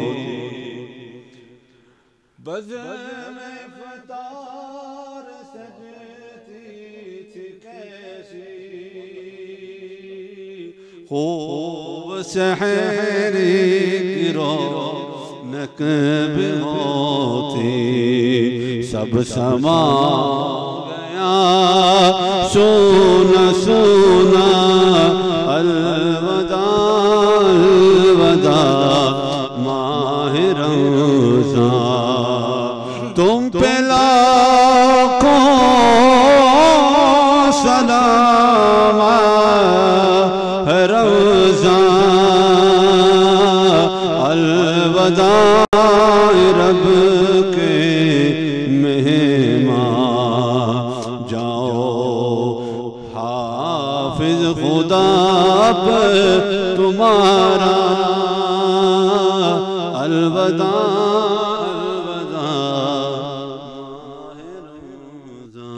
آمین اللہم صلی وسلم وبارک علی سیدنا مولانا محمد وعلی آل سیدنا مولانا محمد مبارک وسلم وصلی علیہ ربنا تقبل منا انکا انت السمیع العلیم وتب علینا انکا انت التواب الرحیم باری تعالیٰ جو آج کا روزہ رکھا ہے اسے اپنی بارگاہ میں قبول و منظور فرما جتنے لوگوں نے بھی روزہ رکھا آج میں جو بھی جملہ عبادات کی گئیں نماز درود قیام اور آج 27ویں کا روزہ ہم نے رکھا بولا تمام یہ نیکیاں اپنی بارگاہ میں قبول فرما بولا تو ہمارے ٹوٹے پوٹے یہ گناہ یہ عبادات کو نہ دیکھ بولا تو ہمارے یہ ٹوٹے سجدوں کو نہ دیکھ اپنی رحمت کی طرف نظر فرماتے ہوئے بولا ہماری تمام عبادات قبول فرما بولا اس وقت جتنے بھی لوگ شامل ہیں اس دعا میں تمام کی دلی مرادوں کو نیک حاجات کو پورا فرما جو ہمارے حق میں بہتر ہے ہمیں وہ نصیب فرما جو ہمارے حق میں بہتر نہیں مولا ہمیں اسے دور فرما یا رب کریم جتنے لوگ بیمار ہیں تمام کو شفائے کلی نصیب فرما اس مبارک لمحہ میں موقع میں 27ویں کا روزہ ہے اور افطار کا لمحہ ہے مولا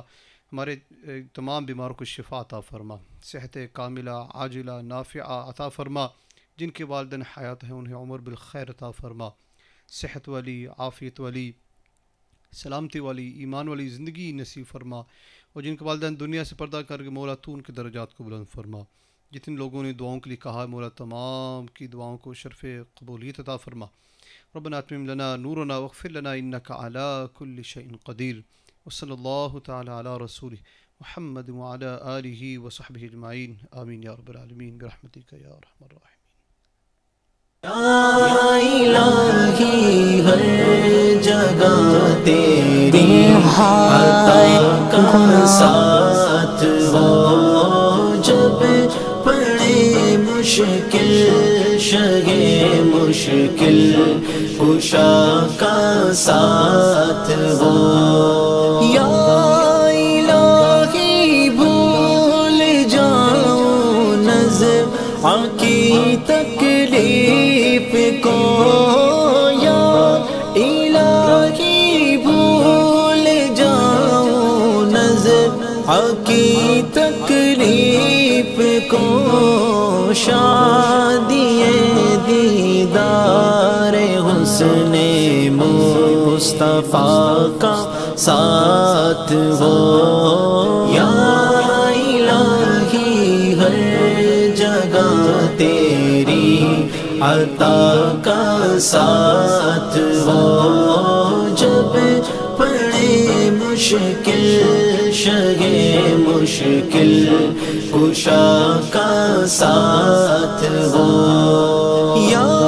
الہی گور تیرا کی جب آئے سخت رات یا الہی گور تیرا کی جب آئے سخت رات ان کے پیارے منہ کی صبح جاں فضا کا ساتھ ہو یا الہی ہر جگہ تیری عطا کا ساتھ ہو جب پڑے مشکل شگے مشکل کشا کا ساتھ ہو یا الہی جب زبان باہر آئے پیاس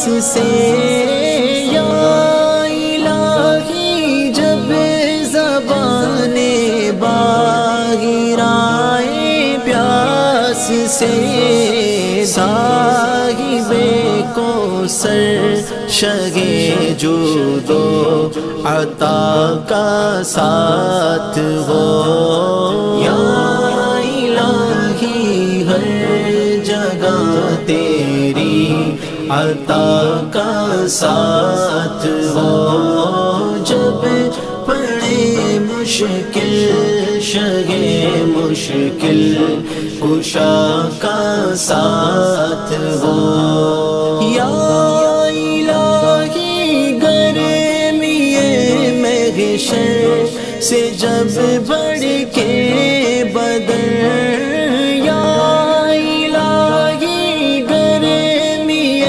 محشر سے جب بڑھ کے بدر دامن محبوب کی ٹھنڈی ہوا کا ساتھ ہو یا الہی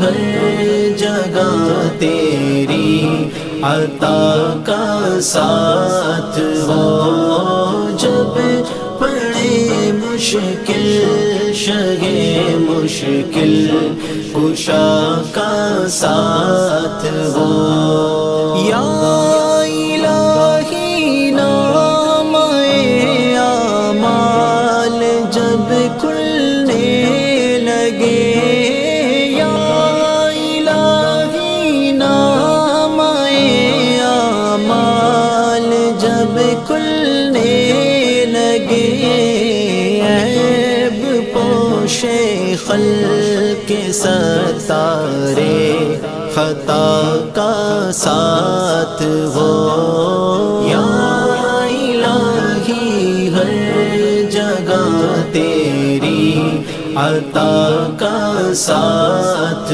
ہو جب پڑے مشکل شگے مشکل کشا کا ساتھ ہو یا الہی جب بہے آنکھیں حساب جرم میں یا الہی جب بہے آنکھیں حساب جرم میں ان تبسم بیز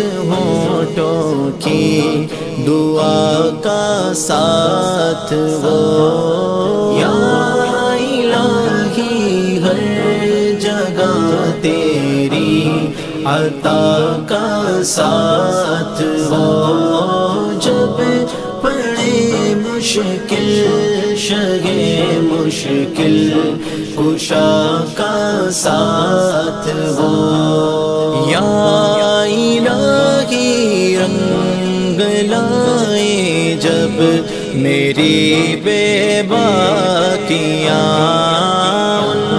کی نیچی نیچی نظروں کی حیا کا ساتھ ہو یا الہی جب چلوں تاریخ راہ پل صراط آفتاب ہاشمی نور الہدا کا ساتھ ہو یا الہی جو دعائیں نیک ہم تجھ سے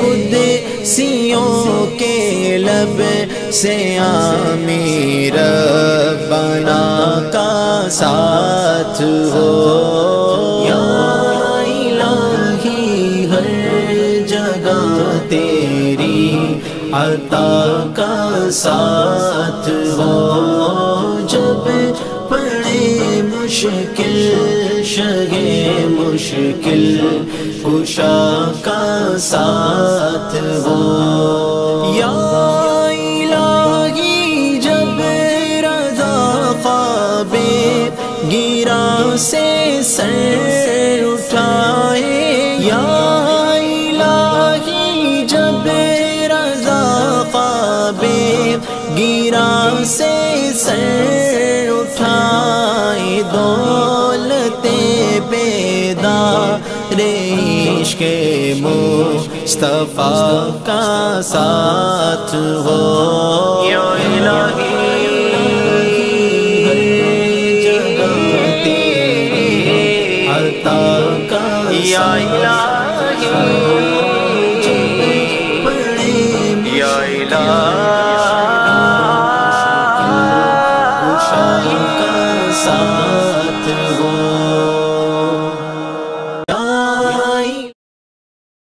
میرے آقا مدینے بولا کار زندگی کے لیے تڑپ رہا ہوں مدینے کی حاضری کے لیے سہارا چاہیے سرکار زندگی کے لیے تڑپ رہا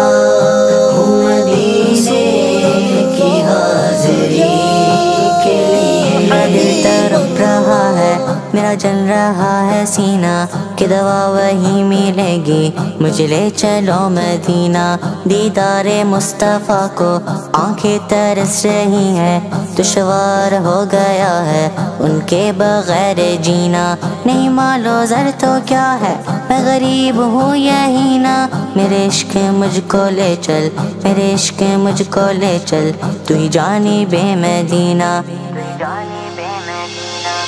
مدینے جاؤں پھر آؤں دوبارہ پھر جاؤں مدینے جاؤں پھر آؤں دوبارہ پھر جاؤں تمام عمر اسی میں تمام ہو جائے تمام عمر اسی میں تمام ہو جائے میرے آقا مدینے بلا لیجئے میرے آقا مدینے بلا لیجئے سہارا چاہیے سرکار زندگی کے لیے تڑپ رہا ہوں مدینے کی حاضری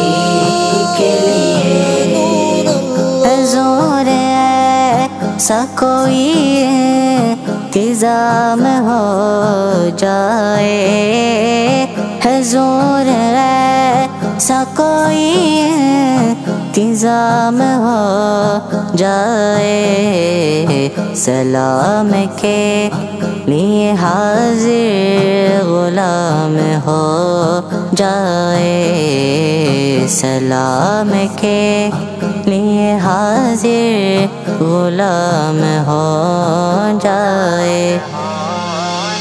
میرے آقا مدینے بلا لیجئے، میرے آقا مدینے بلا لیجئے، سہارا چاہیے سرکار زندگی کے لیے، تڑپ رہا ہوں مدینے کی حاضری کے لیے، نصیب والوں میں میرا بھی نام ہو جائے، نصیب والوں میں میرا بھی نام ہو جائے، جو زندگی کی مدینے میں شام ہو جائے، جو زندگی کی مدینے میں شام ہو جائے۔ میرے آقا مدینے بلا لیجئے، میرے آقا مدینے بلا لیجئے، سہارا چاہیے سرکار زندگی کے لیے، تڑپ رہا ہوں مدینے کی حاضری کے لیے، حبیب اللہ۔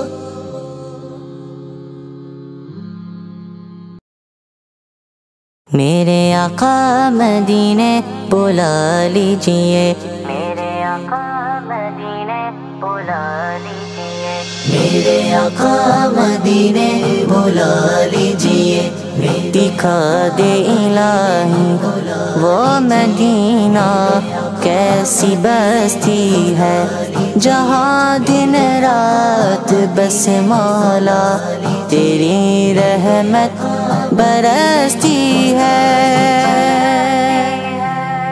سہارا چاہیے سرکار زندگی کے لیے، تڑپ رہا۔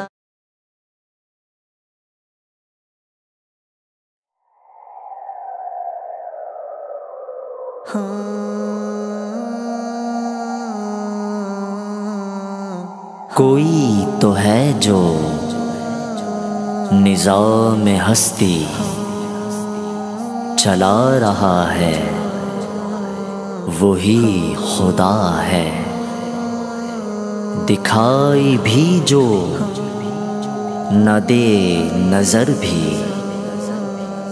جو آ رہا ہے بس وہی خدا ہے۔ اے خدا جس نے کی جستجو، مل گیا اس کو تو،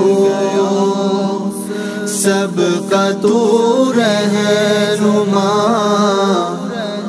اے خدا یہ زمین یہ فلک ان سے آگے تلک جتنی دنیا ہے، سب میں تیری جھلک، اے خدا جس نے کی جستجو، مل گیا اس کو تو، سب کا تو رہنما، اے خدا ہر سحر پوچھ سجتی ہے نئے رنگ سے سبزہ و گل کھلے سینہ سنگ سے اے خدا جس نے کی جستجو مل گیا اس کو تو سب کا تو رہنما اے خدا ہر ستارے میں آباد ہے ایک جہان چاند سورج تیری روشنی کے نشان اے خدا جس نے کی جستجو مل گیا اس کو تو سب کا تو رہنما اے خدا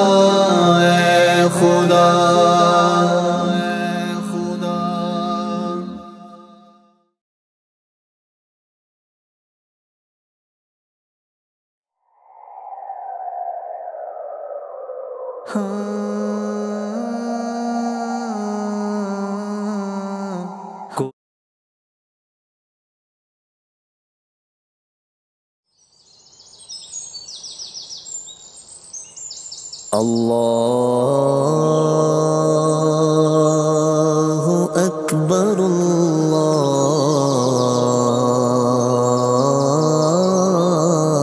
اللہ اکبر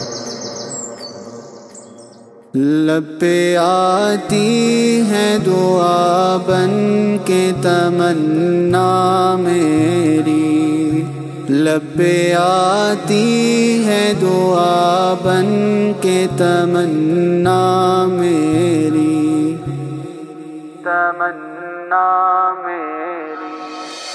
لب پہ آتی ہے دعا بن کے تمنا میری لب پہ آتی ہے دعا بن کے تمنا میری زندگی شمع کی صورت ہو خدایا میری زندگی شمع کی صورت ہو خدایا میری لب پہ آتی ہے دعا بن کے تمنا میری لب پہ آتی ہے دعا بن کے تمنا میری دور دنیا کا میرے دم سے اندھیرا ہو جائے دور دنیا کا میرے دم سے اندھیرا ہو جائے ہر جگہ میرے چمکنے سے اجالا ہو جائے ہر جگہ میرے چمکنے سے اجالا ہو جائے لب پہ آتی ہے دعا بن کے تمنا میری لب پہ آتی ہے دعا بن کے تمنا میری لب پہ آتی ہے دعا بن کے تمنا میری زندگی شمع کی صورت ہو خدایا میری لب پہ آتی ہے دعا بن کے تمنا میری لب پہ آتی ہے دعا بن کے تمنا میری میرے دم سے یوں ہی میرے وطن کی زینت، ہو میرے دم سے یوں ہی میرے وطن کی زینت، جس طرح پھول سے ہوتی ہے چمن کی زینت، جس طرح پھول سے ہوتی ہے چمن کی زینت، زندگی ہو میری پروان کی صورت یا رب، علم کی شمع سے ہو مجھ کو محبت یا رب، ہو میرا کام غریبوں کی حمایت کرنا، درد مندوں سے ضعیفوں سے محبت کرنا، میرے اللہ